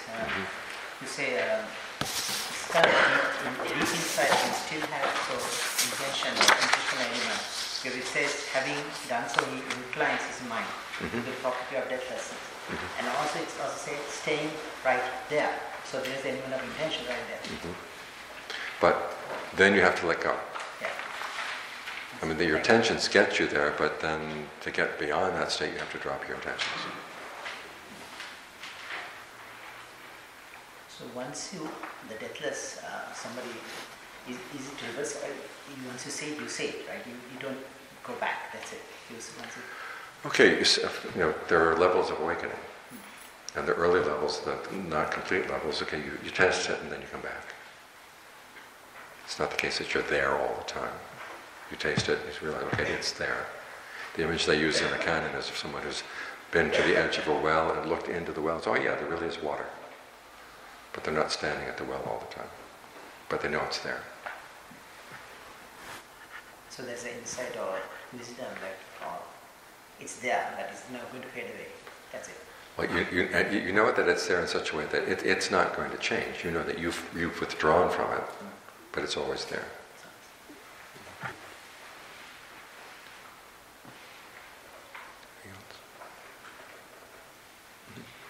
Just a question from a previous question. I think it was the karma of intentions. So is there a karma of thoughts? Well, again, if you intend to think about something, yes. The fact that thoughts are just kind of spontaneously arising in your mind, that's usually the result of old karma. But then you say, let's continue with this. Let's see where this goes. That becomes your new karma.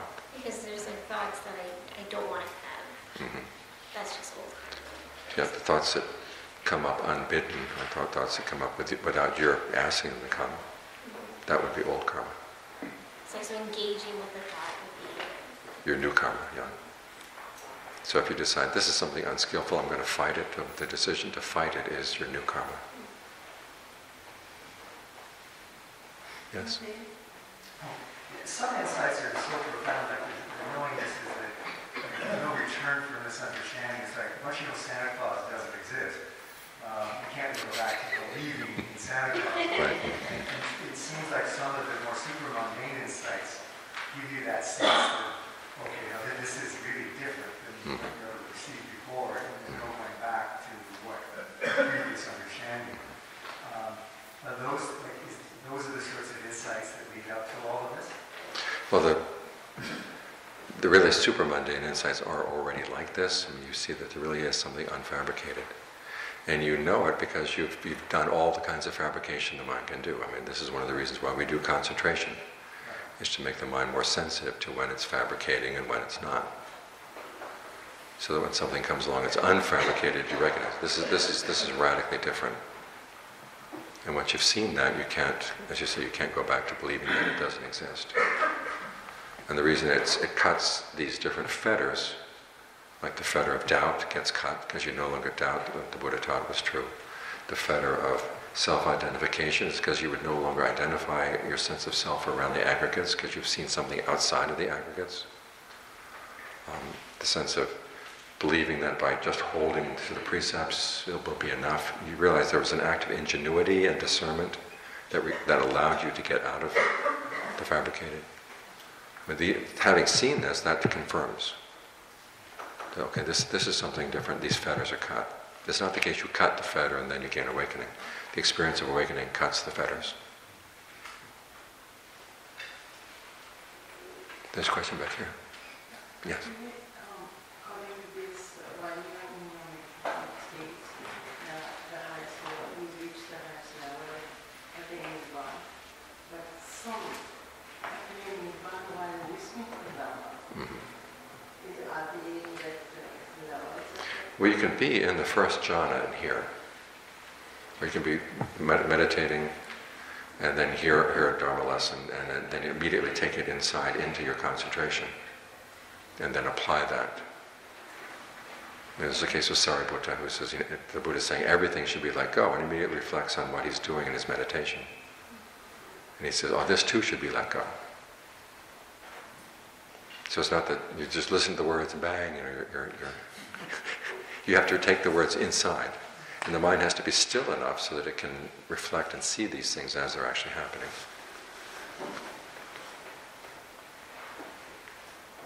Which is one of the reasons why in the forest tradition they tell people, okay, focus, as you're listening to the Dharma, focus on your meditation. Don't just listen to the words. You see how they, if they're appropriate to your meditation, you take them in. If they're not appropriate to your meditation, just let them go. You focus on your meditation. Question? Yes?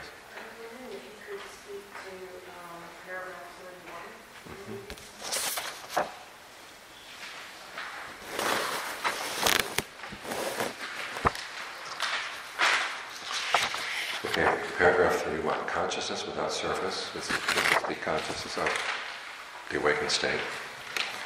And less radiant all around has not been experienced through the earthness of earth, the liquidity of liquid, the fireness of fire, the windiness of wind, and the allness of the all.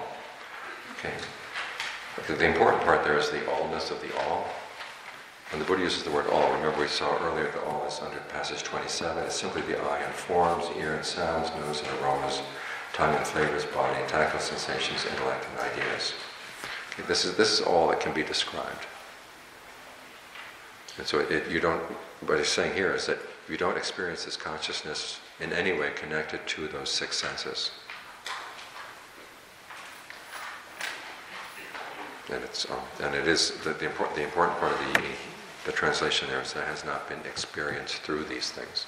There are other translations that try to get around that, but that's what the Pali actually means. So this is something that is experienced outside of the six senses. It's a separate kind of consciousness entirely. There's the passage where the Buddha says, all dependently co-arisen consciousness is impermanent or inconstant. Which opens the possibility, well, there may be some consciousness which is not dependently co-arisen, which is this kind of consciousness. It would be Majjhima, I think it's Majjhima 38. You have a question? If it's outside the six senses, and you deposit a new kind of consciousness for its experience, in what sense, what's the value of calling it an experience? Because it's something that you know. It's directly contacted. It's not contacted where though, right? Not any of the... Well, it's not in the six senses. This is called the Anidasana Vijnana in the Pali term. So it's not that consciousness cannot be defined. It's consciousness without surface. That's a proper. It has no surface. The Anidasana means Nidasana is a surface. The only other thing in Pali has said not to have a surface is space. Space doesn't have a surface. There's a passage where they say you can't draw on space because there's no surface there to draw on. And this consciousness has no surface because it doesn't reflect off of anything.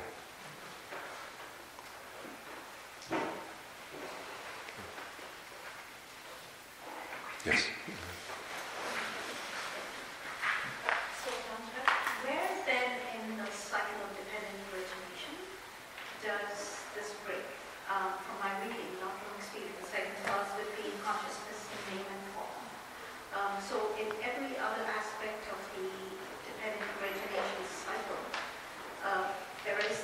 is there a sense of, ignorance is driven, the sense of self is practically built in there, consciousness is built in there, volitional action, when both move and then goes right through, and then if you walk the way backwards, then is this little part between name and form and consciousness that it's broken, if name and form is seen correctly and experienced correctly, where you get this consciousness without a self. Okay, it's after the cycle is broken that you have this experience. And there are passages where the Buddha says you can break it anywhere. Whichever link where you apply knowledge. Because it's not right to see it as a cycle, it's more like a series of feedback loops, which is very complex. And wherever you can apply knowledge, i.e. knowledge of the Four Noble Truths, to that particular link or that particular item in the sequence, then it causes everything else to fall apart. So with different people, this is why there's a passage where a monk is going around and asking other monks who are reputed to be arhats, what were you focused on contemplating when awakening happened? And one monk said he was focusing on the five aggregates. Another monk was focusing on the six sense media. Another monk was focusing on dependent core arising. Another one was focused on the six elements. And the monk said, this doesn't make any sense. And so I went to see the Buddha, and it turns out there's a tree, they call it the riddle tree. I think it's a coral tree, which is basically, that there's some time of the year when it's just empty sticks with no leaves and no flowers. Other times of the year it has flowers but no leaves. Other times it has leaves but no flowers. And depending on where you saw it, what time you saw it, that's how you would describe it. And the Buddha says that these different people were basically focusing on different aspects in dependent core rising. And this is when they had when the whole thing began to fall apart. And as that falls apart, this is what's there. So there's not just one place where you focus. You can focus on many different places. And different people will find different links more congenial. So wherever it really comes together is where it breaks the link. Right. It breaks the entire link there. Right. It severs the connection. Right.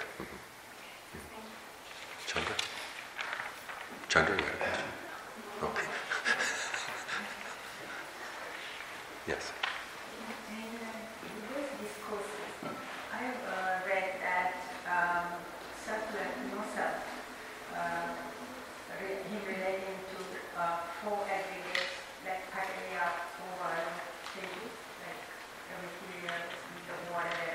The four elements? Yeah, four elements.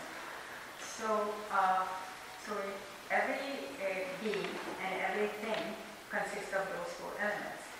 So in some ways he says, the way I understood, that even if somebody is mean to you or say anything to you, you can always relate to that. There's no mean there, there's always the four aggregates, so that way you can just let go, not take it personally.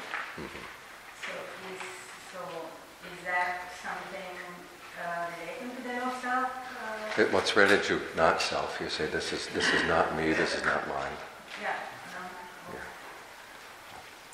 And then you say, you realize you have the choice. I can identify with the physical body or not identify with the physical body. Yeah. So even if there's illness, it's supposed to,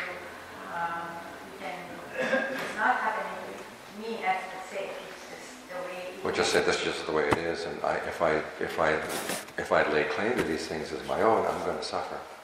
I have the choice not to lay claim to them. Yeah. And that's an application of the not self-perception to these things. So is it correct to think that way? When something adverse happens to Okay, you have to be careful how you apply it there, because if you say, gee, this body's not me, not mine, I'm not going to take medicine. That's not correct. No, I would take medicine. Yes, okay. See, that's when it's yours. And then when it's not recovering, so now it's not mine. It's beyond me. But there are some things like you can let go. Yeah. I mean, this is why I say up to the final point, you're going to be letting go selectively. And this is, as I said earlier, this is something we're doing all the time as we identify and disidentify with things. You have a desire and the desire doesn't come through. You finally decide, this is not worth following, I'm just going to give it up. Because it's impermanent, it's just beyond me, I better give it up if I don't want to suffer. So up until the final point of awakening, your perception of not self will be selective. Because there are skillful things you still have to do, and so you focus on remember, I've got to do these things.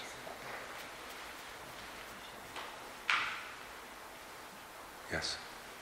I have thoughts hard not to identify with it. When I try not to kind of take them, if a thought is like recurring and constantly coming back up, is that a sign that you're sort of like trying to differentiate between thoughts, like a thought, like you say, is coming from past karma versus something I'm kind of like contributing to? And sometimes it's hard to tell. And I don't know if a thought is recurring, is that kind of a sign you're kind of contributing to it, or well, you might have some really strong past karma for it. John Lee has a nice perception for this one, which is that you have worms and other beings in your body. Maybe they're, as they go through your bloodstream and go through your brain, they drop off a thought.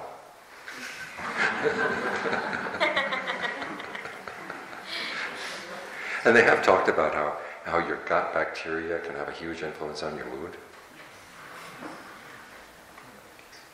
The ones that tell you, eat sweets, eat sweets, eat sweets.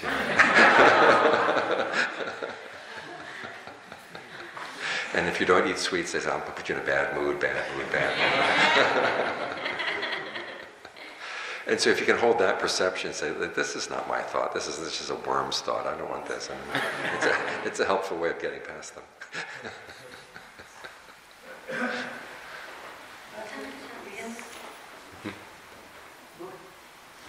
Go ahead. Is there a difference, like,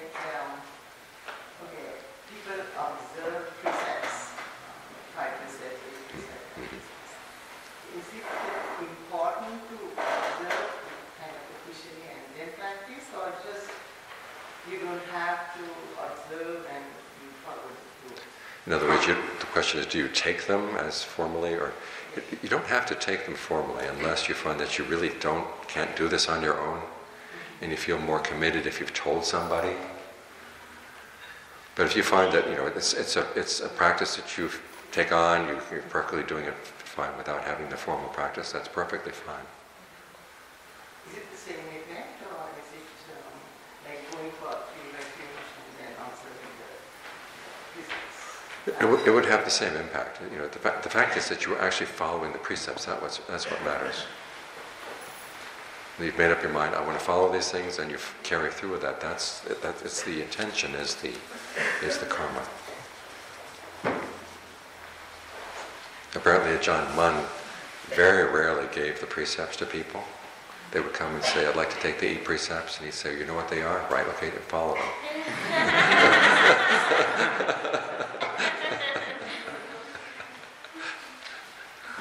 I was just thinking back to Ajahn talk that you were mentioning on consciousness, and from what I remember in that, so it explains in a different way, like how thoughts could be not self, but I thought he was also referring to a true self, or am I remembering that incorrectly? He says there's the you who wants to gain awakening, the you who wants to be skillful. He says identify with that, but eventually you're going to have to let that go too. Eventually you let go of all these things.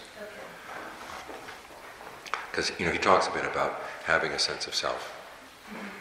Like when you're developing concentration, you're trying to make it constant, you're trying to make it easeful, you're trying to get it under your control. You're fighting against these perceptions. And if you don't fight against the perceptions, the concentration is not going to be developed. So that's your interim self. that I'm the person who's doing the concentration, I'm the one who can do it, I'm the one who wants to do it, and you identify with that, you stick with it, up until the point where you say, well, this is as far as the concentration goes, that's when you'll put it aside. And so the different levels of concentration, are they like you're becoming more and more skillful of how you use perception?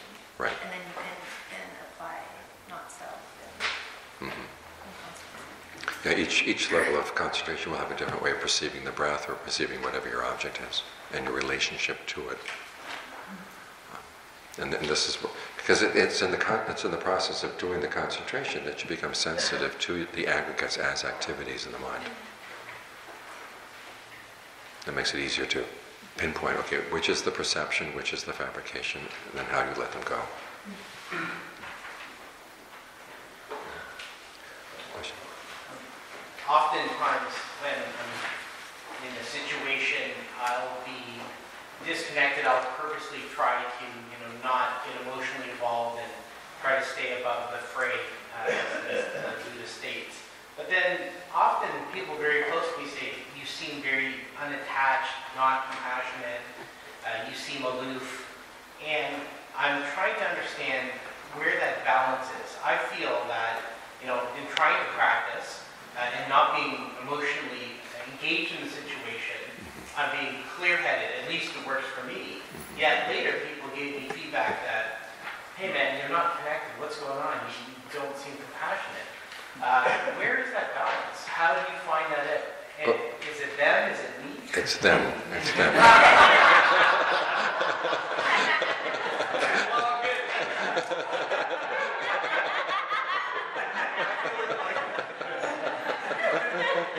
No, seriously, is it me? It's a lot of it is that people feel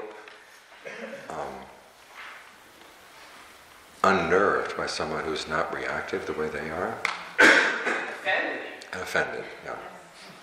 They're getting worked up about something you're not getting worked up about. They feel offended. Now, if you're going to go through life trying not to offend people, you're never going to gain awakening. Thank you.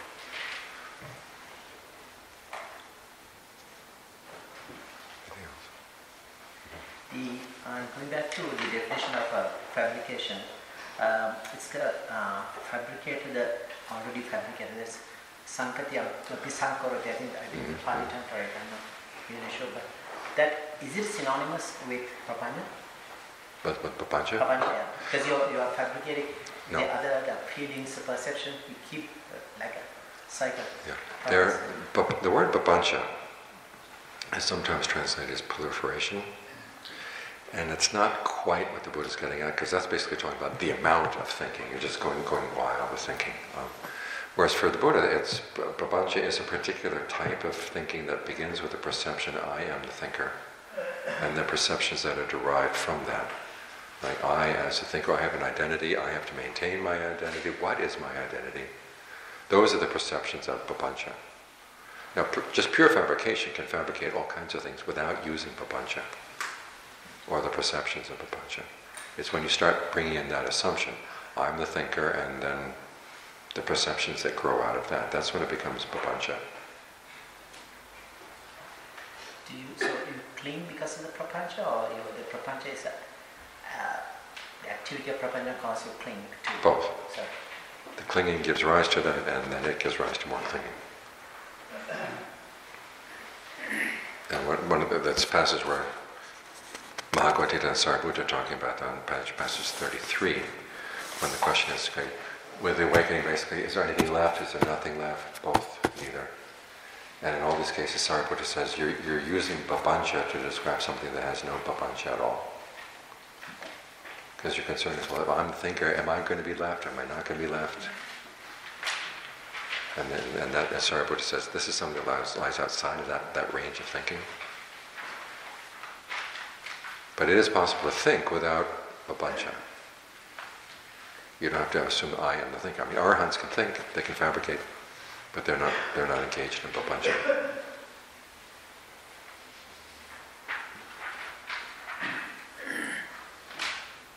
Yes? Could you say something to clarify? when you're concentrating, and perhaps you're working with the four elements or the sense faculties, and you're trying to observe characteristics. I guess the question is, as that becomes a little clearer, is there a way of orienting our meditation towards a purpose? Okay, when it becomes really clear like this, there will have to be a sense of dispassion. See, I really don't need these things anymore. This has become burdensome. It's become stressful to even maintain the concentration. The question there, though, is the skill is when you say, gee, I'm tired of doing this, will the mind just go back to its ordinary way of thinking? If it does, okay, you're not ready for that contemplation yet. You've got to go back and work more on your concentration. It's when the concentration, the mind is not going to go back out to an unconcentrated state. That's when you're ready to fight, okay, what is it that would not involve any fabrication at all? Is there a sense just of, again, letting go, so staying concentrated, but letting go of the focusing on the elements of Well, the letting go is at this point you're not, on the one hand, you're not going to stay with the four elements or whatever it is, but you're also not going to be staying with the contemplation of the inconstant stress in itself. And you're not going to go to some other level of concentration. And you say, how do I do that? So in other words, you're not going to stay, you're not going to go. And okay, what kind of state of mind does neither goes nor stays? And that's kind of the out at that point. Because what you're trying to get the mind to a state where it's not fabricating anything, not even the intention to stay or the intention to go or even the intention to let go. It's just no intention, period. And that requires a large amount of skill.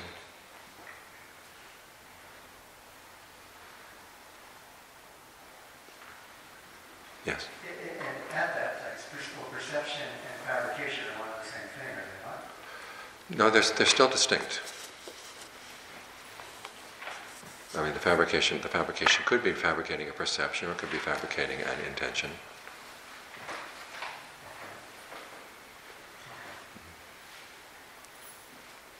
Yes? In the readings, you use the word constant, and then I've seen some translations where we use the word impermanent. Mm-hmm. I'm just wondering why you use one word, and is there a difference in your mind? There's a difference in the Pali. There's the word duva is permanent, nicca is constant. Now they use the word nicca for things that you do on a constant basis. And as I mentioned earlier, there's certain things that we know that are impermanent, but we don't see any problem with that. And it's not something that's immediately perceived that this could be a problem. Like I live in California. We're on a mountain. Now that mountain is going to be destroyed someday. But I have the feeling that I'm not going to be around. So we can build a monastery and I don't care.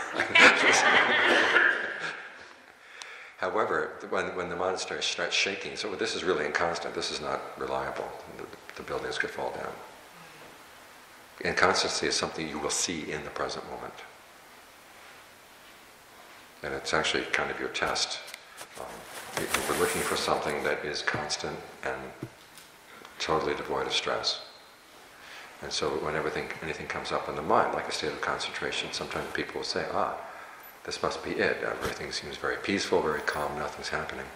You have to ask yourself, well, is it constant? And you begin to see there's a slight rise and level and rise and fall in the level of stress. Okay, there's something here that is still fabricated. So that's why we use the word inconstant rather than impermanent for this contemplation.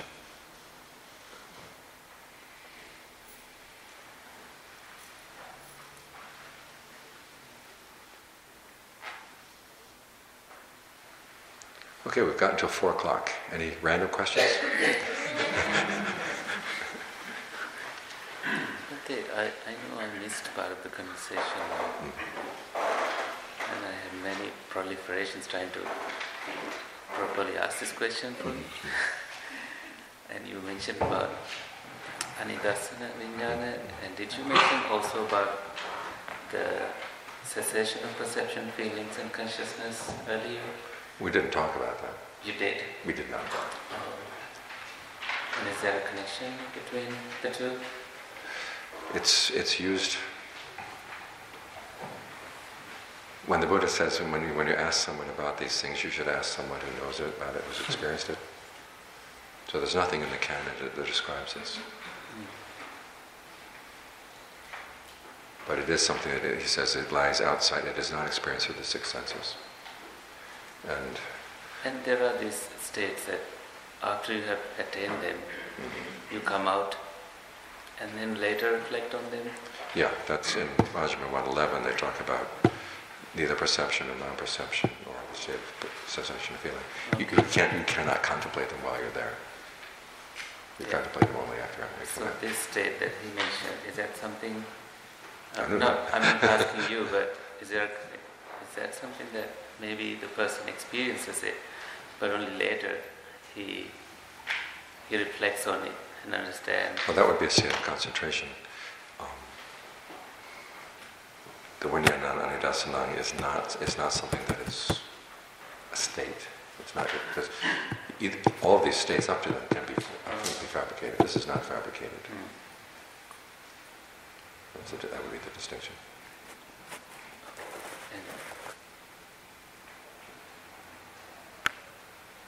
No thoughts in my head. Okay.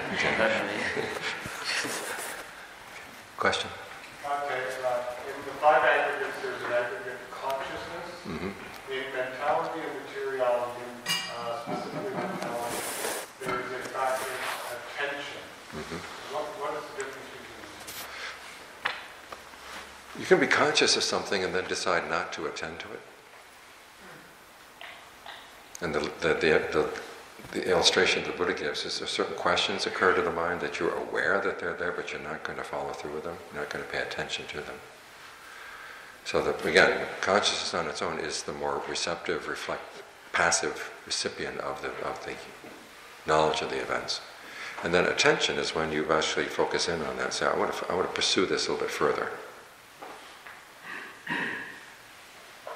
It's like, I'm conscious of the yellowish color of the wall back there. But I haven't been paying much attention to it. But in order to formulate even that term, I had to pay attention to it. But it's been there kind of in the background without my paying attention to it through the day.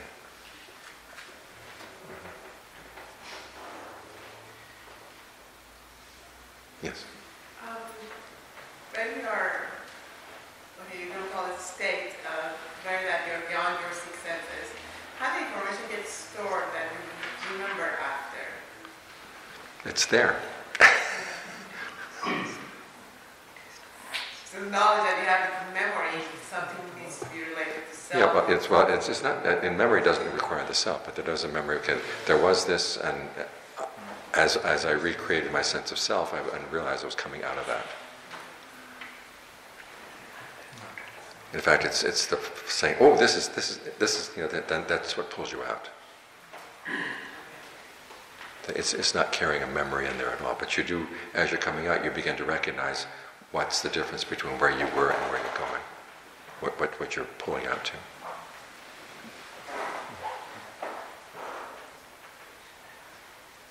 Yes?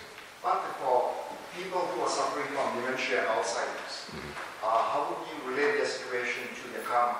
I mean, is it just a matter of their bad karma? Or? Well, it's definitely bad karma. Now the question is, to what extent can you get in there? But just because someone has bad karma doesn't mean that you just leave them there. Because they may have the potential for something good in there as well. And so you try to look for that. All too often people think of karma as a bank account. And what you see right now is the running balance. In other words, you take the good karma from the past and the bad karma from the past, and you add and subtract, and this is what you got. That's not the case. The Buddha's image is of a field where you have lots of different seeds. And so maybe some bad seeds are sprouting right now, but there may be some good seeds in there that you can potentially help to sprout. So depending on how receptive the person is, you may find that there is some good potential in there. Some people suffer from Alzheimer's. They suffer an awful lot. Other people don't suffer quite so much. Or they go through periods. They've shown that sometimes, a relative will visit and they don't recognize the relative, but they feel better afterwards because something in the mind is picking it up. So you do what you can to create a good environment for them.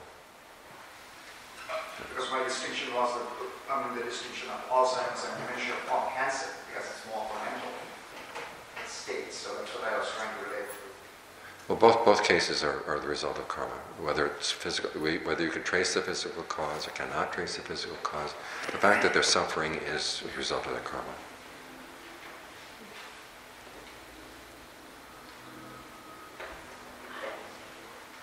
A lot of meditative Buddhist monks, I have it. This is something I've heard, that they do not get Alzheimer's or dementia if there's in relation to people who practice. Okay, I mean, if you actually have a physical damage to the brain, that will limit them. Now, in the case of Ajahn Suwat, he had an automobile accident that did some brain damage. And I remember one of the last things he said to me, he says, my brain is beginning to tell me some really strange things. He used the word strange perceptions. But the fact that he said that, that he was able to recognize them as strange, that was a part of the mindfulness he had developed. So perhaps, that they will have these weird perceptions coming up, but they also have the practice will help them recognize them as weird.